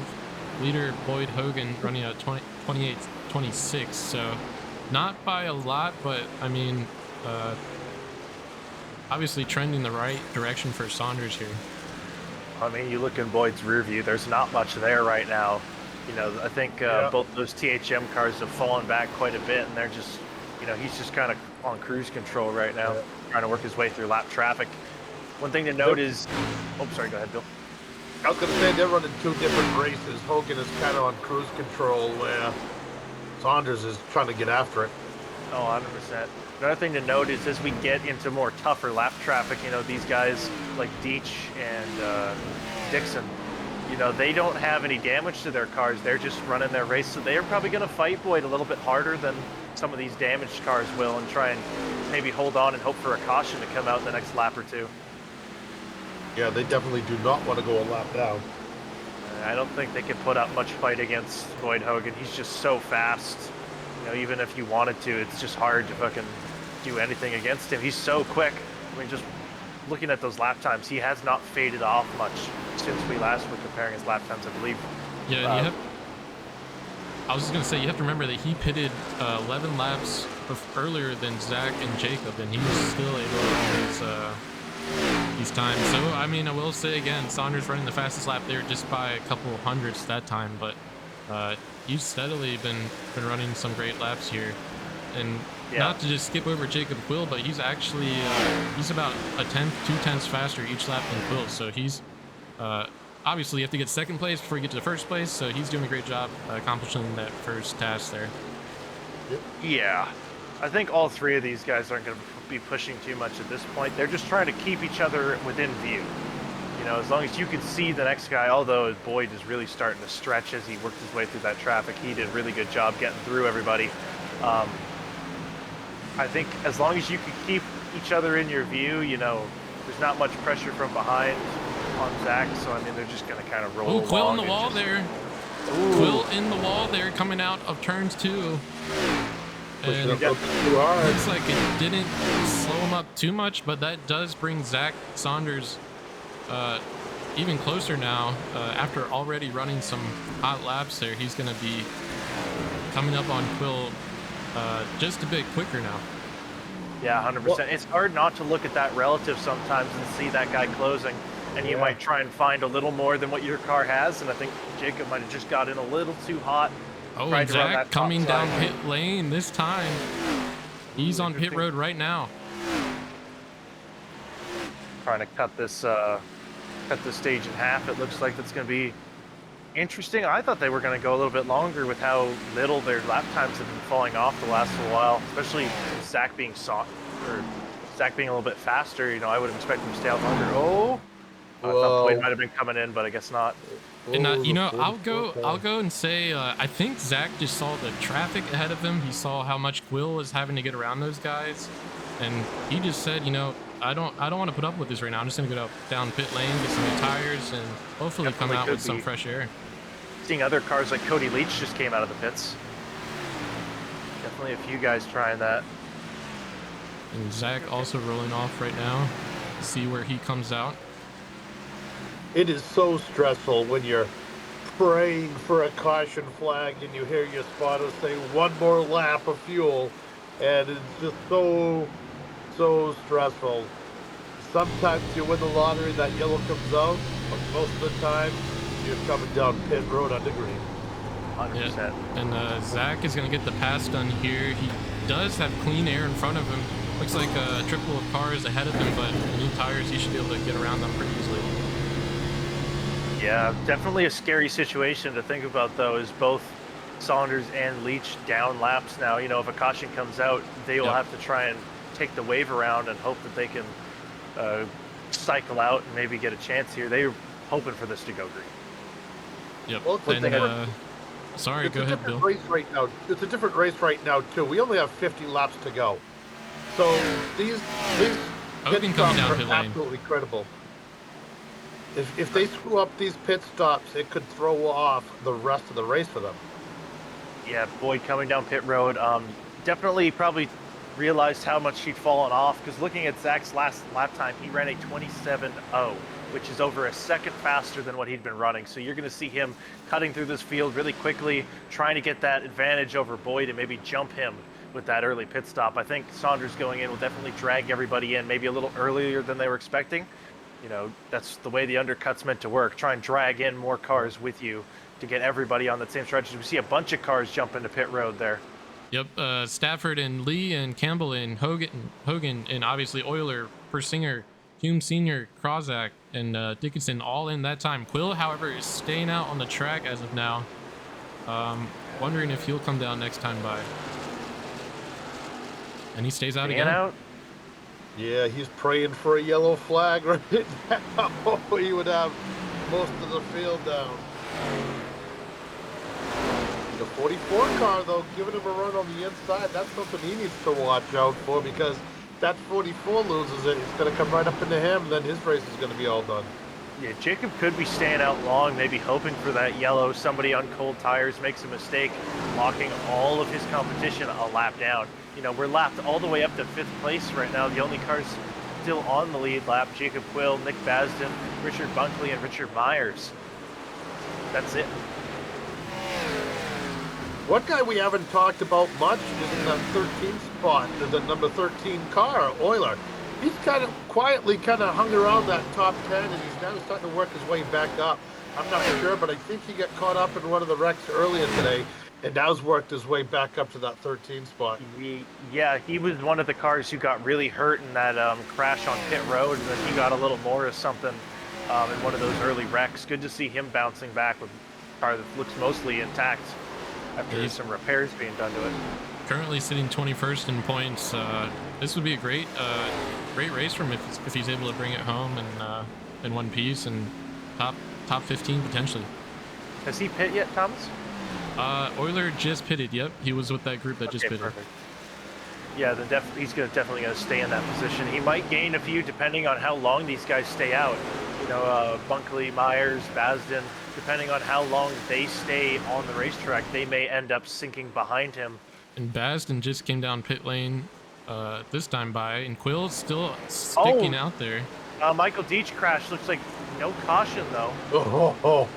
Sorry, it wasn't Michael Deach, but the 52 of Kramer spun out. No caution. Oh, you know Quill is jumping up and down right now.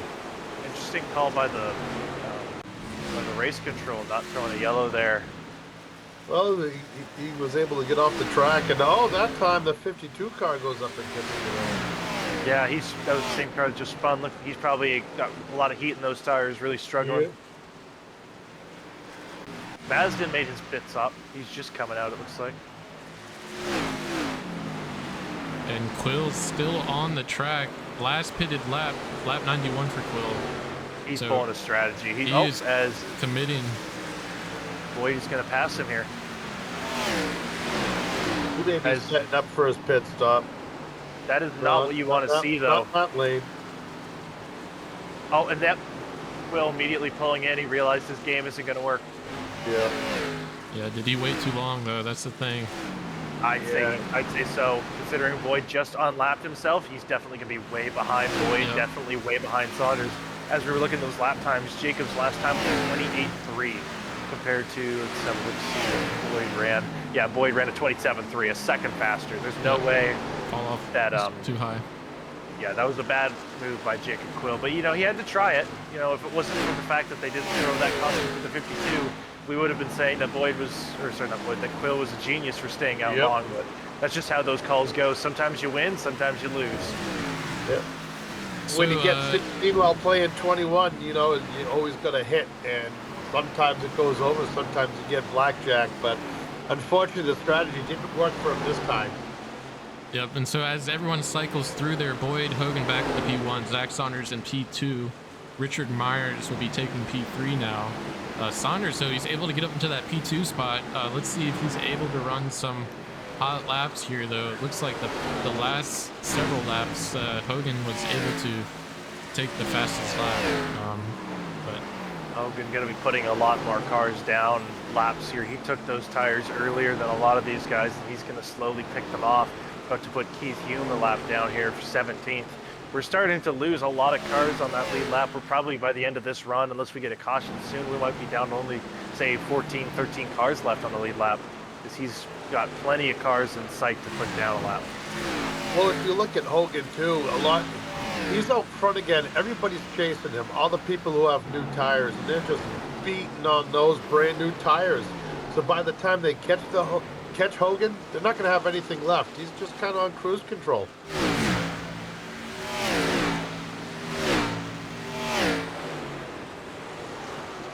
And he's running just a nice little line there. Kind of like, you notice him splitting that seam while he enters 1 and 2.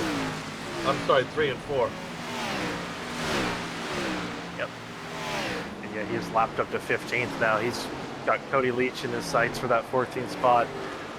We could even have... Oh, smoke. Wrecking on the front. Big wreck. Oh, 21. Junked. Caution is out. Travis Dickinson, I believe. Let me take a look here. Oh, he lost it all on his own. Crashes a lot like what happened to Brian Taft. Although thankfully most of the cars avoid him. I know Hume has a big smile under his helmet. Yep, Man. definitely he's going to get that lap back. I know Cody Leach is probably wiping a bit of sweat off his forehead, you know, almost going a lap down there. That was a good break for him. Yeah, big shame for Dickinson. This is our leader here. I believe he was able to make it through just fine. Let's see if it was a bit closer than I think. Okay, yeah, so just you know, just a little bit of suspense there for the leader, but nothing too crazy. Yeah, he held his breath, no doubt. Bunch of cars coming back down pit road here. Yeah, this is where it gets interesting because obviously if you have tires to spare, you're gonna want to grab them, and that leaves Hoggan in a predicament if he wants to come in and get freshies or if he's happy with his track position. Yeah, a lot of cars trapped a lap down after that. You know, it's such a long run. You know, Keith Hume will get that the lucky dog, but Barry Kramer, Richard Myers, Ted Lisby, Sylvan Jolly. Look who's Michael back Deach. in P3 now. Sorry to cut you off, but Oh, no worries. Jacob Quill, yeah, up there. yeah. So let me ask you something. You guys are in the top 5 right now. You pitting, you staying out? Staying out. I mean, it's only been a few laps. There's no way I'd ever go in and throw away track position. We saw how valuable it is, even with how many cars have gone laps down. You're still going to be down to 14th, and that's you know that's too many cars to work through because a lot of those cars are good cars. You know, Joseph Stafford, Dominic Lee, Ryan Persinger, Richard Bunkley. A lot of those cars lower in the standings that are still on the lead lap. You know, if you're one of those guys in the top 10, I wouldn't consider pitting it. I would maybe consider it if I was, you know, 11th to 14th. Maybe try and get a little bit better tire advantage. Maybe try and go all the way to the end. Although I think most of our guys can go to the end, so I don't know. Yeah, I mean, so unless you can get some sort of coordinated effort with the guys behind you, and I mean, I think staying out is the decision to make here. But if you can sneak into pit lane and get some fresh tires, I mean, what, it's like 20 laps or 15 laps fresher tires. I mean, that's not nothing here. So, well, I want to take a look at the number 4 car. Hume got his lap back. Now he's going in. He's going to have freshies, and he's going to be in the 14th spot. He's now on the lead lap, and we've seen him with speed, so it's going to be interesting to see if he can move up with those new tires. Yep. This is he has 35 laps to do it. This is a regular Saturday night shootout now.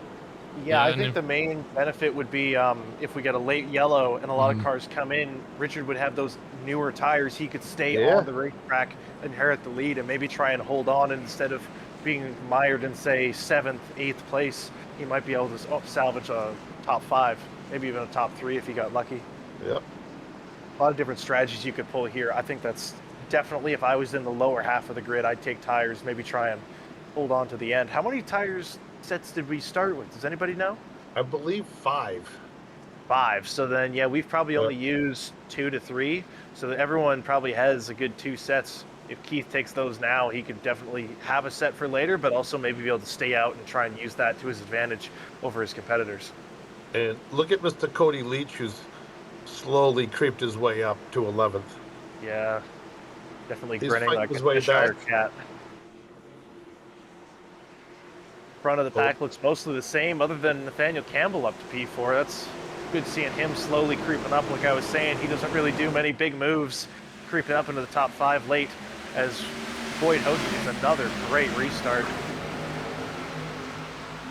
Great start. One car that kind of stumbled a little bit was the 13 car of Euler up in the sixth spot and right Euler now. into the wall back there, Oh, just as oh, you he's mentioned, and gonna Quill be slides in the sinking. P2. I think we're going to stay green, but Euler is dropping back. Yes, he's holding on, but he is sinking way down. He's getting into the lap cars. He's so far back. Ooh, that's a big shame for him. A little bit of a scuff to the left front, but he looks okay. Or sorry, not left front, right front. But he's mostly okay. So The- going to see him And continue Quill on. does have 8-lap newer tires than the leader currently. Was able to get around Zack Saunders rather easily. Yeah, that advantage will definitely help him a little bit, but you know he's got to get around Boyd Hoggan and try and keep it there. For sure, and I think- that is no easy task. I think no. Hoggan right now is just the car of the field. Every time he's been out front, he's just been so strong. 100%. Quill running that higher line there to try to get some momentum. You could see him kind of double apex that the way that he went up high, apexed, and then kind of stayed, and then apexed again to get a really low line on Boyd and gain a little bit of time. He's slowly creeping up. He's just got to make sure don't push that car too much, or else you could end up wearing yourself out way too early. Sorry to cut you off there. Last time by, Hoggan running a 27.65, Quill running a 27.19. So he is running hotter laps than Hoggan currently. One car you want to keep an eye on actually is Dominic Lee. He's been moving up steadily. I believe he's gained 3 or 4 spots since the start, trying to work his way into P9 on Ryan Persinger. He's been rolling that bottom really nice. He's having a great run right now. Zack Saunders sinking back a little bit. He might fall into the clutches of Nick Basden. Quill's going to get a great day. run off Hoggan, Oh, dropping down Boyd to Hoggan dropping to the pits? Not exactly sure what the call is there. Oh, lane change before restart. Boyd Hoggan pass-through penalty. Oh no. That is shaking this up crazy. That is a massive change to this race. He will get out on the lead lap, it looks like, but that is completely derailed Boyd Hoggan's day. And that puts it right into the lap of Jacob Quill. Oh, you hate to see that. But what I don't understand is I thought the lead lap, the pole position, the car that's starting in first is the one who controls the field. He does, but he cannot change lanes just Man. because you Yeah, can try. Just because you can get that jump and go wherever you want does not mean you can change lanes at will. You have to stay where you start. And Wow. it looks like Boyd Hoggan did not do that.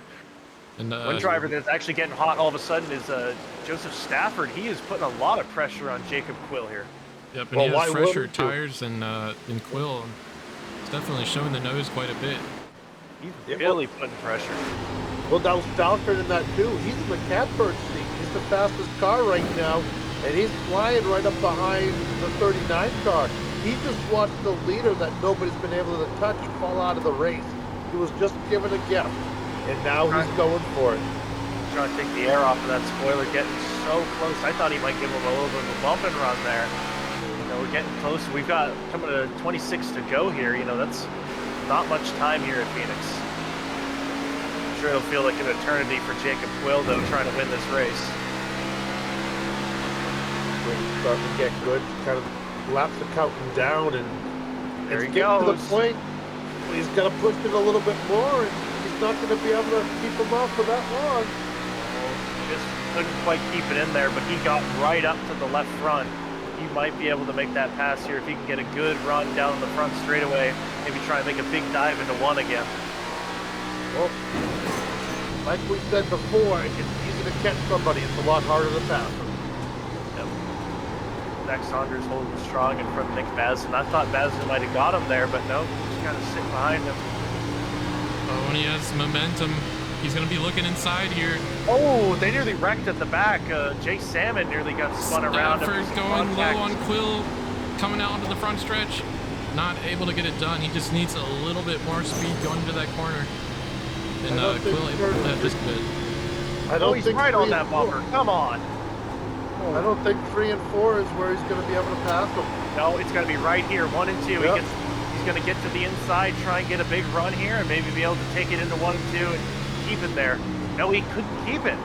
Jacob had a big run on that outside. I did not expect him to get clear again. Wow.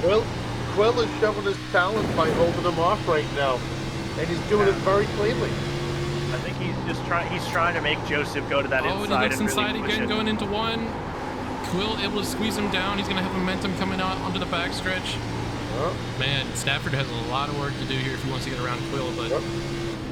Well, what Quill is doing is kind of like side drafting at Daytona. He's coming down and just getting so close to him. It's killing all the momentum that he has on that bottom line. Yep. And, yeah, this was like Quill's able to pull ahead quite a bit on the backstretch and also the front stretch there, but Stafford definitely letting his presence be known in the corners. Joseph's got to be careful. He's been pushing for a couple laps trying to make that pass happen, and the longer you push, the more heat you get in those tires, and the heat is going to eat those tires up. There's 21 laps to go. He has plenty of time. Just follow the leader and save your tires until it's time to really go. You're right, he has... Oh, caution! Caution is out. We got a view on what happened there. Looks like Keith Hume involved in a wreck here. Ryan Persinger as well. Oh, he hooked Keith. Oh, big damage. Oh, that is a shame for Keith Hume. Oh. Thankfully, it doesn't look like it's going to take his car out, but definitely some body damage to that car. Okay, I talked about Hume, he wrecked. I talked about Jolly, he wrecked. I talked about Saunders, he wrecked. Saunders saved at least. See if we have anyone go down pit lane. Jake McQuill will be taking tires here. Wonder if they're going to try to go 2-tire strategy here. Let's see. Ooh, Stafford. Stafford's in the catbird seat, and now he's in first place. Yeah, we got quite a few takers here on 20 to go here at Phoenix. What I want to know is where does Boyd Hoggan end up? Yeah, it looks like as of right now, Boyd is staying out. So counting up the cars that are still out, he'll be landing in about 5th position, I believe. Older tires, though. Yep. A lot older tires, and he was probably working that car pretty hard to make sure he didn't go a lap down on that run. And let's take a quick look at that restart here. This was what Boyd Hoggan was black flagged for.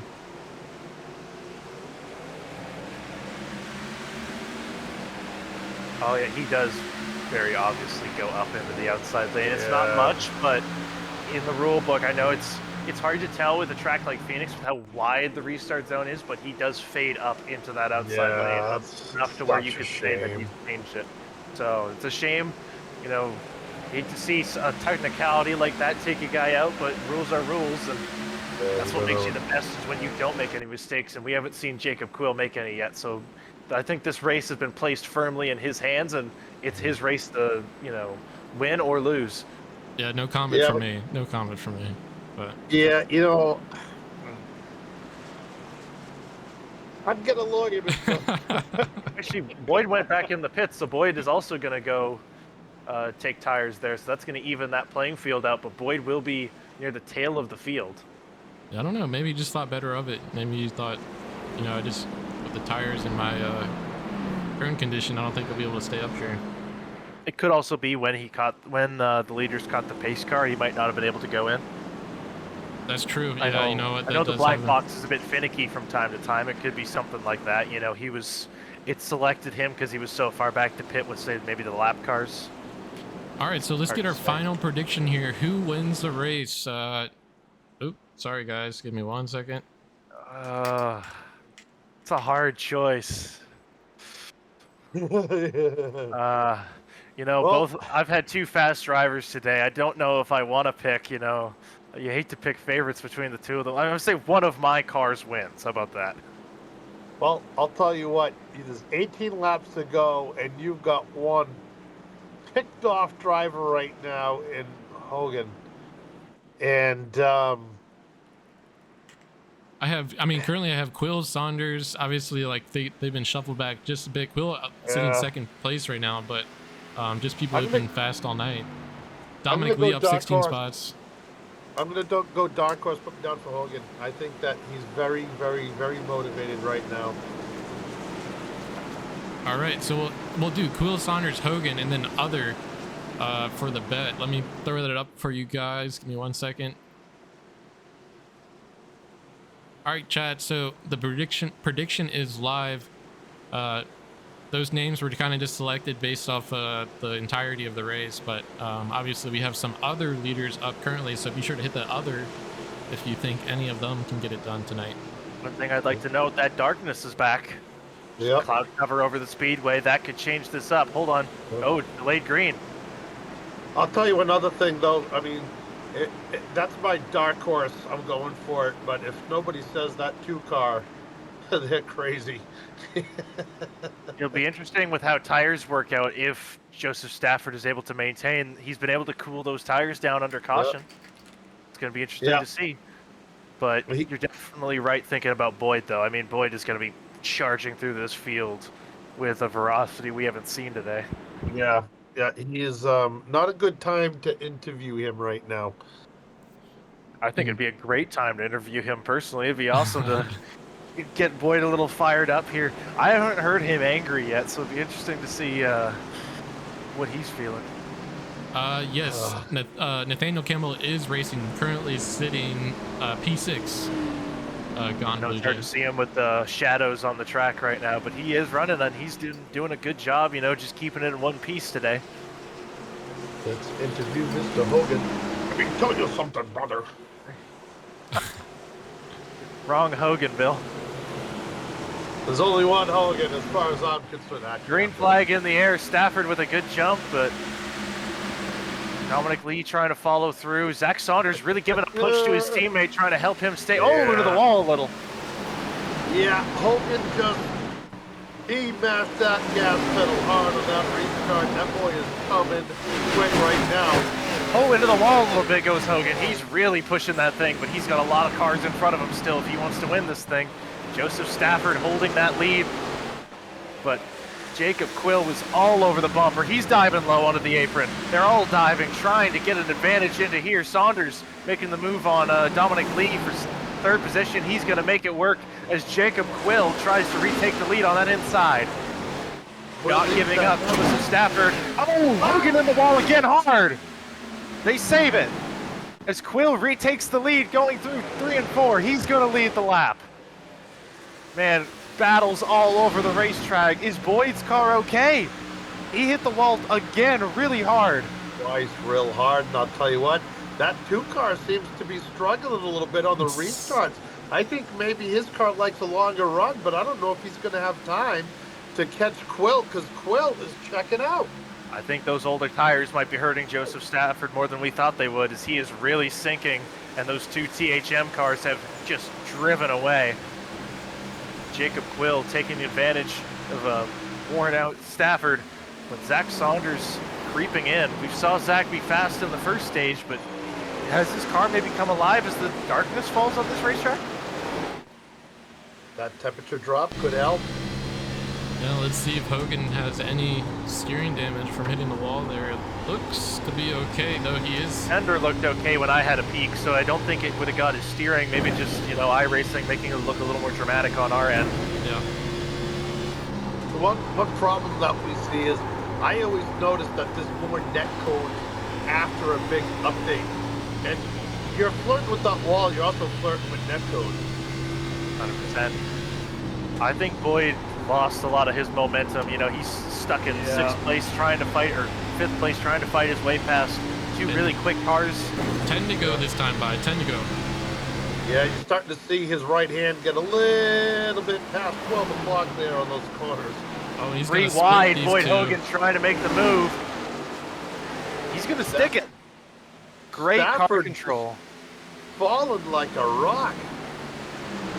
Yeah, a lot of good drivers were behind Stafford, and those old tires just ain't helping. But Hoggan up to that 3rd spot now, trying to chase down the 60 and the 39. If we get a caution, he's going to be there. It'll be interesting to see if we do have another caution, or if we're able to keep this thing green to the end. Because if we stay green, it looks like there's not going to be much had for the lead of this race, with Jacob Quill holding on really strong, slowly stretching away from Zack Saunders. Let's take a look at the lap times that time by. Hoggan running the fastest with the 27:16. Quill and Saunders actually running the same exact time of the 27:24. So Hoggan is coming. Does he have enough time though? Does he have enough time to get up to Zack and then obviously contest for the lead? Will be a tall task. That 39 car is looking stronger and stronger. It makes you wonder if he was just saving and saving this whole time. He's actually running a little slower than Saunders, though. He's not by much. We're talking hundredths. Yeah, but that's still something. Every little gain is going to be putting a little more pressure on Jacob Quill, not just physically, but mentally. Your mind is constantly, whether you like it or not, looking at that relative, watching that mirror, trying to see, oh God, is he gaining? Is he going to get me here? You know, we're down to 6 to go, you know. Again, okay, Saunders was a little slower that time by, but once again, not much. They are very equal here. Yeah, and you have to think if Saunders is able to close the gap here and get up to Quill and they start fighting, that just opens the door to Hoggan. But 6 to go, coming to 5 to go. Work to put in. Yeah, even if they start battling, it's going to be hard for Hoggan to make up that much ground. They'd have to get dirty. Yeah. I don't think those two will get very dirty with each other. You never really see Saunders roughing people up. Well, I'll tell you one thing too. Quill looks like he's in command right now. He's pulling away a little bit from Hoggan. Well, he's holding about a half-second lead, just under that. But Saunders can't catch him. Yeah, he's slowly reeling in Quill, but it's very marginal. We're talking, like you said, talking hundredths. You know, Yeah. hundredths don't do you much good. And then yeah, back the other way. One lap Saunders is quicker. The next lap Quill stretches it right back out. Without a caution, I think it's pretty much going to end as we stand. I think Basden, 4th position, walking home to a nice P4. Joseph Stafford trying to hold on to 5th over Tyler Krawczyk. Daniel Campbell just kind of by himself in 7th. Rodney Roberts 8th. Richard Bunkley 9th. And Dominic Lee in 10th. But all eyes on that 39 and that 60. Their lap times are falling dramatically. I don't know if you guys have been noticing that. They started this run at 2s. They're already down to 27.5s. Yeah, I have noticed that too. But I also noticed Quill is just so ever slightly by hundredths of a second starting to pull away a little bit from Saunders, and just makes me wonder if Saunders' car, his tires just give up. But an impressive run by that 60. Could also be just different than setup a little bit. Yeah. You know, Jacob might fire off a little better at the start of a run than Saunders' car does. I mean, Jacob Quill definitely seemed a little better throughout the day than Saunders did, but both cars really strong. Saunders keeping that pressure on him, just can't quite get close enough. Oh, clips the wall a little.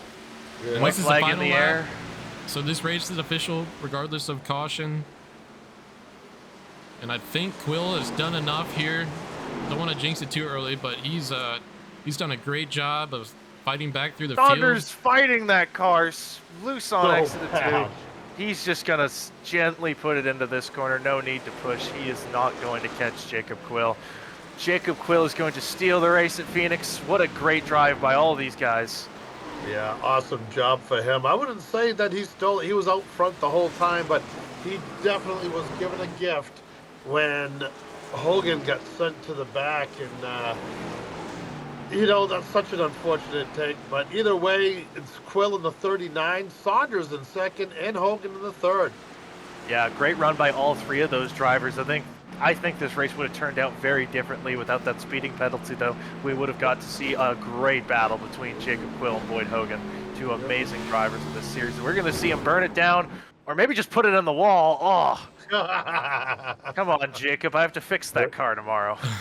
Well, hey, look at the 15 car of Krawczyk. He finished in 5th. Great run for him.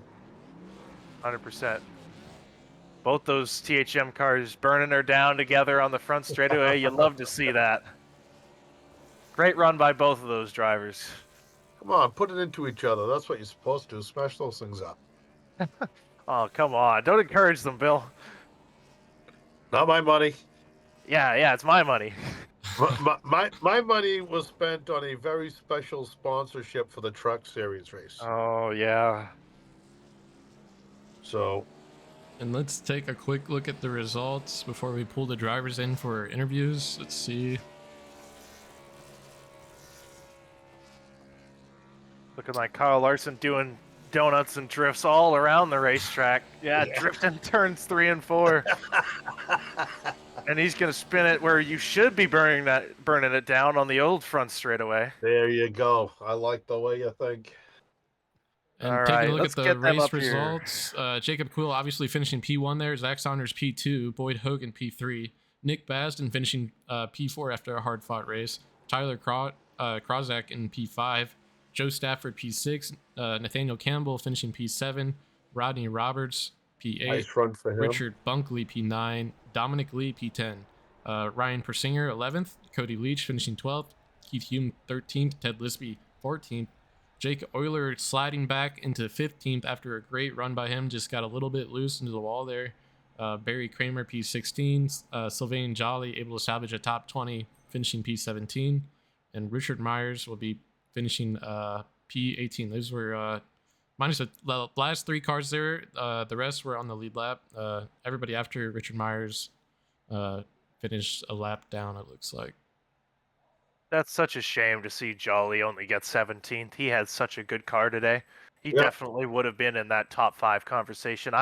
Before he got wrecked, I was actually going to put him as my underdog to win the race. He was so quick and just really seemed to have good control of that race car, but just didn't work out for him.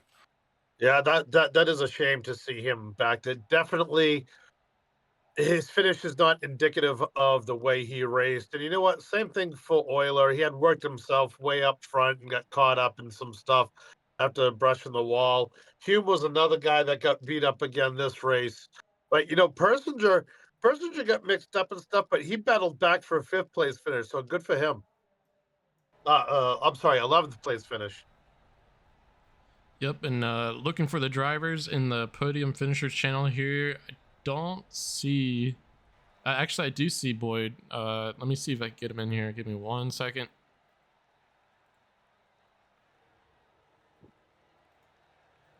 Hey, Boyd. You're in the broadcast booth. You got us? Yeah, I got it. So tough finish there. Obviously drifting up into the second lane. Unfortunate way to get put to the back. You look great all night. The car feel okay? Yeah, splitter was in the track most of the night, which I wasn't at all prepared for, honestly. I thought the session was going to be a lot hotter than it was, and it just wasn't, so we were digging a grave the whole night, really, and tight on entry of 3, but other than that, yeah, it was pretty perfect, and then once it was out front, you could kind of run your lane, then it was not bad, but not what we wanted. Yeah, obviously, probably sucked to see that late caution come out. You had a pretty dominant lead there. Going to that restart where you drifted up, did you feel like you purposely went up, or was it just kind of something that just happened reactionary? No, Corey's answer, whenever he had to give us the understanding of what it was for, it was, he thought I gained some kind of an advantage from doing it, but as you know, and as physics can explain, you don't have near enough of a run to build. Like, you're not going to gain anything from going up half a lane to build a run. I'd gain more being down against the yellow the whole time. I just didn't want to risk touching it and getting black that way, but obviously it's what they're going to call. I went back, looked at it. It came up, so it is what it is. If that's the rule, that's cool. But I mean, I know personally, I've had that rule called against me more times than I care to admit. I don't know, Stu, if you've had that called against you, but definitely sucks when you're starting first and you feel like you're here to win the race and something like that gets called. I haven't had that called against me, but I got to see it in first person when it happened to Justin Allgaier last year in the championship race. That's always, it's just those slight technicalities that can undo your entire day and unfortunately bit you today, Boyd. yeah, that's what got us, but it's okay. Honestly, Jacob put together a really solid run. I'm not really sure what happened. I guess Dirty Air's that bad to where, I don't know, I could stay tucked up on his ass pretty good, but I couldn't do anything. And then I think it was kind of. I think he sat back in my dirty air long enough that it kind of just killed whatever he had. And I don't know. It was good brawling with him, so I'm glad he got it. And I didn't deserve to win after what happened on the first lap anyway, so that's all good. Car was good enough, so thanks to everyone at Legacy Esports, Reaper Speed Lab for everything they do. Factory for picking me up. Excited to go cup racing with you guys. Yes, Try sir. to be a little cleaner about that tomorrow, but that's gonna be cool. Oh yeah. Appreciate running in here with y'all, so that's fun. Looking Oh forward yeah, to we're that. excited to see you in Cup tomorrow. I know everybody was clamoring to try and get you, even myself. I was trying to buy some of those charters from Nim, but it'll be great to see you full time, and hopefully we can see a bunch of success from you here in the future. I hope so. Thank y'all. Yep. You have a good evening, Boyd. You too. Yep, good race, buddy. Thanks, man. You know what? He's gonna be fun to watch tomorrow. Yeah, Oh, and, I 100%. mean, it sounds like I mean, he's a little upset. You could hear it in his voice. Obviously, has had some things to say about the call there, but Yep. he's gonna be coming out hot tomorrow night. Yeah. Oh, he So sounds we like a should be man on good. a mission now. Yep. Yeah, I well, mean, Boyd Hogan should be using this for the old Bobby Boucher tackling fuel for tomorrow because he can use this to go out there and rip. Oh, We're yeah. going to be talking about him again tomorrow. Yep. And let's see. So Zack Saunders finishing P2 tonight in the 60 machine. Let's see if he can come up and chat with us for a few minutes. Zach always talks forever, so it'll probably be more than a few, but give me 1 second. Hey, Zach, you're in the booth. You got us? Yeah, I got you. How you going? Nice. Yeah. I was hoping. Oh, did his PC crash? No, he's fine. So your buddy Jacob actually got me during the race. We pulled him up. That's what he for- was saying. Yeah. I about had a heart attack. I'm glad this turned into a practical joke for you. Yeah. No, It's going to be teasing the broadcast booth for months. Oh, my PC's crashing. My PC. Oh man. I was like looking left and right, like, oh no, it happened again. No. So P2, great finish, man. Obviously, Boyd having a bad break there, but I mean, it seems like you took advantage of it and were able to finish well here tonight. What led you to that? It's being consistent. Yeah, to finish that race with a 0x. I know I tagged the wall a couple times, but yeah, the setup was really good. Especially there towards the later stage of that long run we had, was starting to reel Jacob back in, and noticed lap traffic was getting pretty dense and was starting to come back by us. So I was like, yeah, better pit and get out of that mess before something happens and I get taken out. So unfortunately, the caution came out 15 laps later, but luckily it came out 10 laps later after we went green again. So Yeah. put the last Yeah, set you of guys tires almost on. got unlucky with the 52 spinning. Thankfully, they didn't throw a caution because that would have got all of you stuck a lap down with Jacob up front. Would have definitely shook up that finish. Well, I mean, everyone would have got a wave around most likely, since all the leaders would have pitted. But yeah, I don't think Corey was throwing single car stuff that was way to the inside. So probably expect that to be the same way tomorrow. Yeah, I heard someone key up saying, "Oh, why is that not a yellow?" I was like, that's not good." And he didn't throw it, so I got pretty lucky there. But yeah, overall, I mean, I didn't have anything for Boyd and Jacob. I don't know if I had anything for the three major cars. That was wild. Yeah. Oh my God. We went in there. I was like, man, I don't think it's worth going through wide that early. So I just backed out, and I noticed Boyd just kind of. I mean, he just missed the bottom by like half a lane. I watched his front end take off, and I was like, oh, there goes that. And yeah, man, Colby's car. Wow, that was an overreaction by his car going to the outside wall.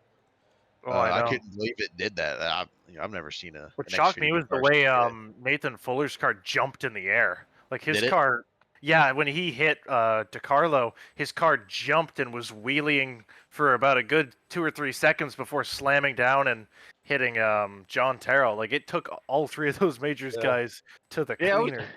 I was like, where the heck John go? And I was like, Yeah, I wonder if he got a little bit piece of it and he was getting damaged fixed or whatever. massive But piece of it. later, All three of them. It was like ping pong. The way one hit the other and then went into the other. It was big, yeah, bad, horrible day for those guys. Real shame.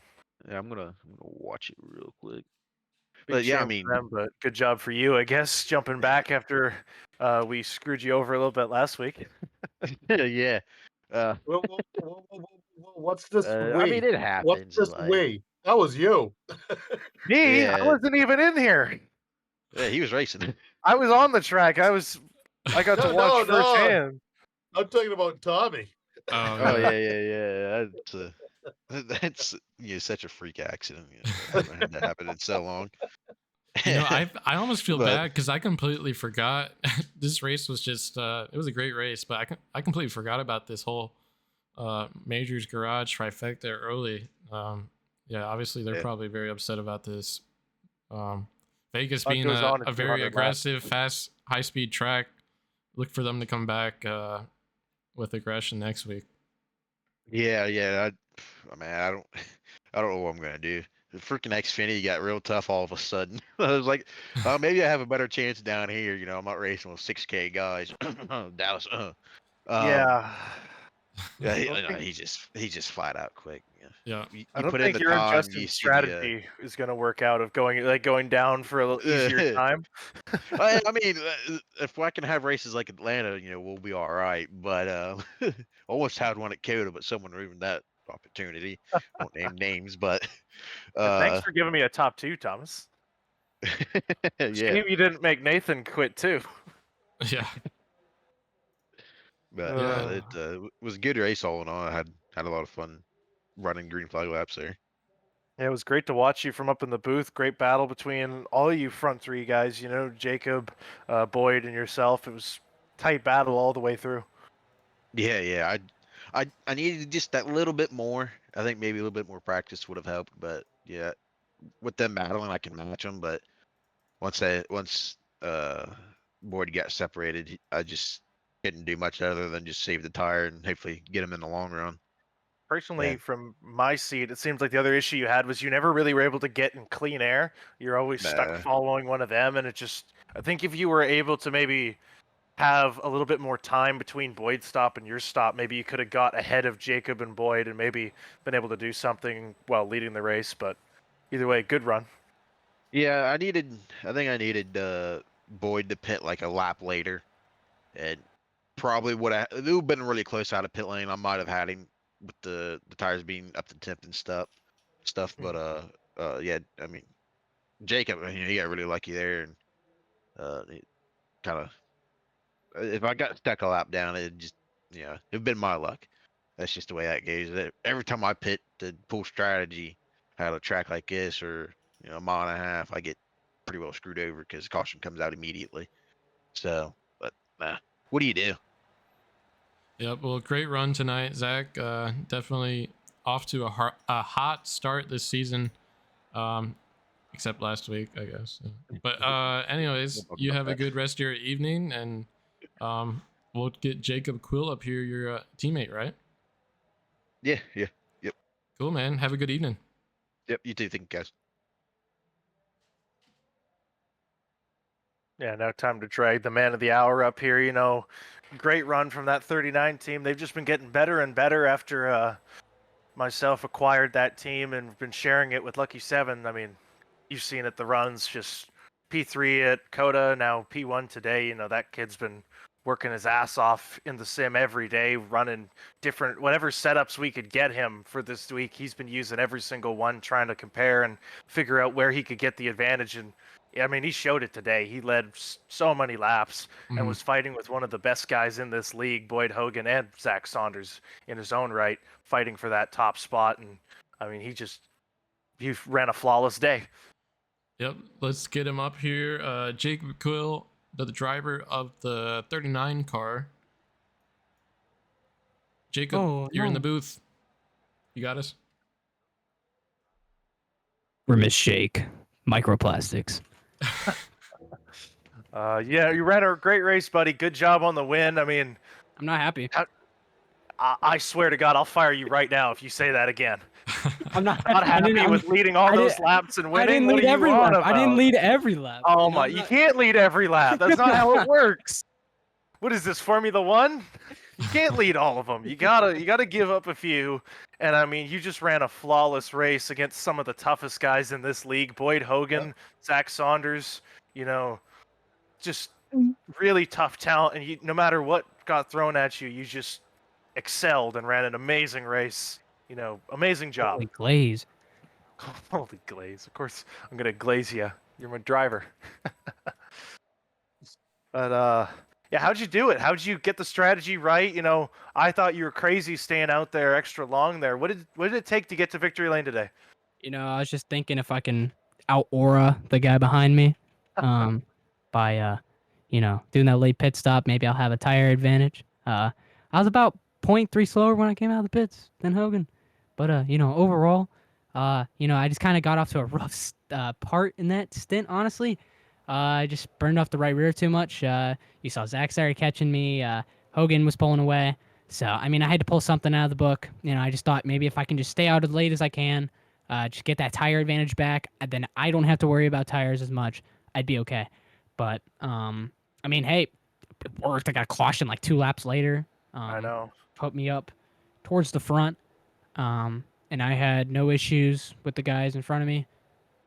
I mean, I wouldn't call it flawless by any means. I definitely had a couple hiccups throughout that race. Like the car just didn't rotate in 3 at all, ever. It was bottoming out, so it was sending the car out to the right. And that it wasn't going to go well. But, we just got it done at the end there with that 20 to go.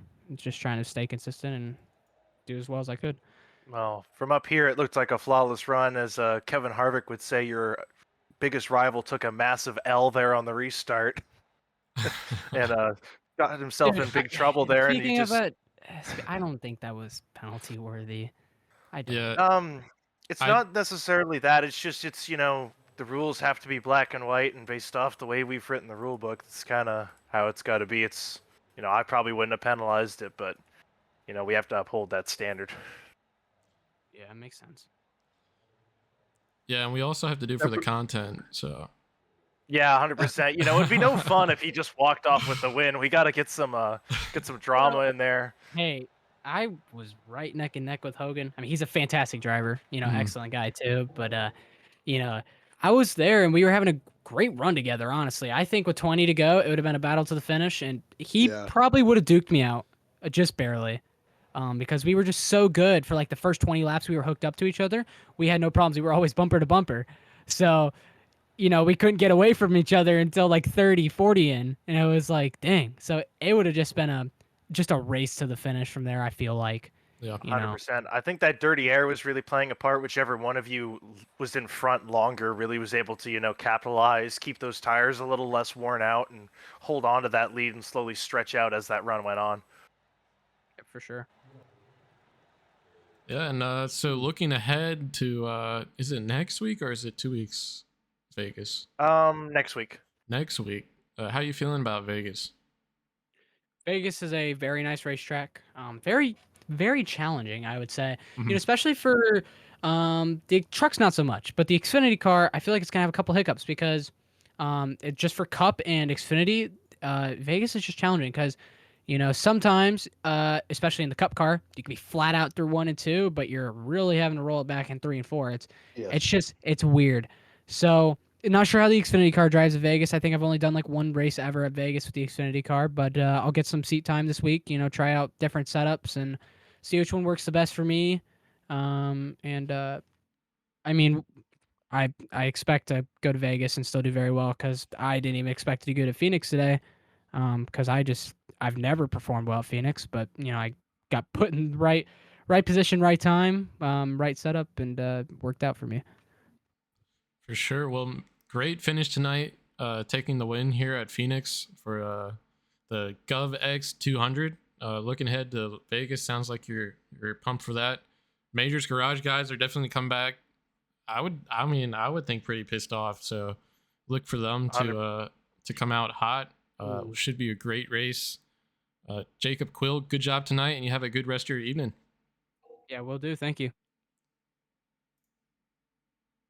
That was Jacob Quill, driver of the 39, winning tonight here at Phoenix. Had to drive back to the front a couple of times and took tires when he needed, and eventually just got the job done. One thing everybody has to question is, how would this race have turned out if those 3 drivers didn't get knocked out in the beginning of this race? Yeah, I was thinking about that too as we were asking the drivers questions there, but just really unfortunate start to the race for those guys. Even, I mean, rolling off the pit lane, drivers already had damage from, it looked like somebody didn't get the car going. So a lot of early drama, and Vegas being a fast and aggressive track, especially on restarts. We probably will see a lot of action next week. 100%. I think one of those majors cars, they're fast every track they go to. I think the main issue they've been having is sometimes that aggression gets a little bit ahead of them, and you have issues in some of these races. But tonight wasn't their fault. That was just a mistake by car around them, and then unfortunately all of them got taken out. Like I was saying, ping pong one after the other in that first lap crash. I'm sure they'll bounce back though. They're all really good drivers, and they'll definitely be able to shake up the points, especially considering, our dominant car of the day, Jacob Quill, he's not full-time. Well, he's full-time in the car, but he's not running for driver's points. He's only in there for owner's points. So that's one car that they don't have to worry about stealing away, playoff spots from anyone else. He's not locked into the playoffs by any means. So all these guys behind him, there's still that extra spot still available for them. Yep, for sure. And guys in the Twitch chat who are still around, thank you so much for coming out for the race tonight. Always fun to put on the show for you guys. Be sure to hit the follow button. Even use your Amazon Twitch Prime subscription if you have one. Really appreciate any subscriptions or follows we get. Definitely trying to grow this thing bigger and bigger. Tomorrow night, we'll be running the Cup Series here at Phoenix Raceway. So some of the drivers that we're driving tonight will actually be there tomorrow, but a lot of new guys as well. So be sure to come out for that and support CGR Racing. Again, thank you guys for coming out tonight and watching this race. We had a lot of predictions tonight, a lot of winners, a lot of losers too. We'll figure out what to do with those points, potential iRacing credits on the line, potential merch, potential sim racing gear, et cetera, et cetera. So be sure to continue to participate in those predictions as we move you forward. think we're made of money over here? Yeah, I mean, look, like if we can give, I think giving out like $20 worth of iRacing credits, like I think anyone would. But I'm more hearing the sim rig components, like Oh yeah, I mean, like expensive. look, like if we all we can all chip in, maybe give out like a oval wheel or something, or gloves. I don't know. We'll think of something. But again, Corey Mott will donate his setup. Yeah, Corey Mott's going to retire, and he'll give out his setup for the lucky winner. Yeah. Well, again, guys, thank you so much for coming out tonight. Thank you, Bill. Thank you, Stuart, for broadcasting with me. I thought it went very well. Got a lot of cool shots, a lot of cool action here at Phoenix, and looking forward to more of that tomorrow night.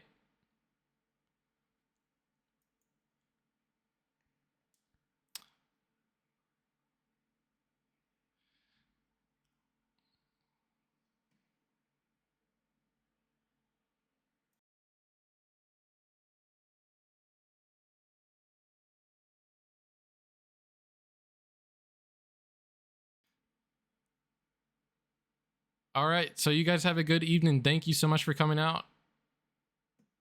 See you next time.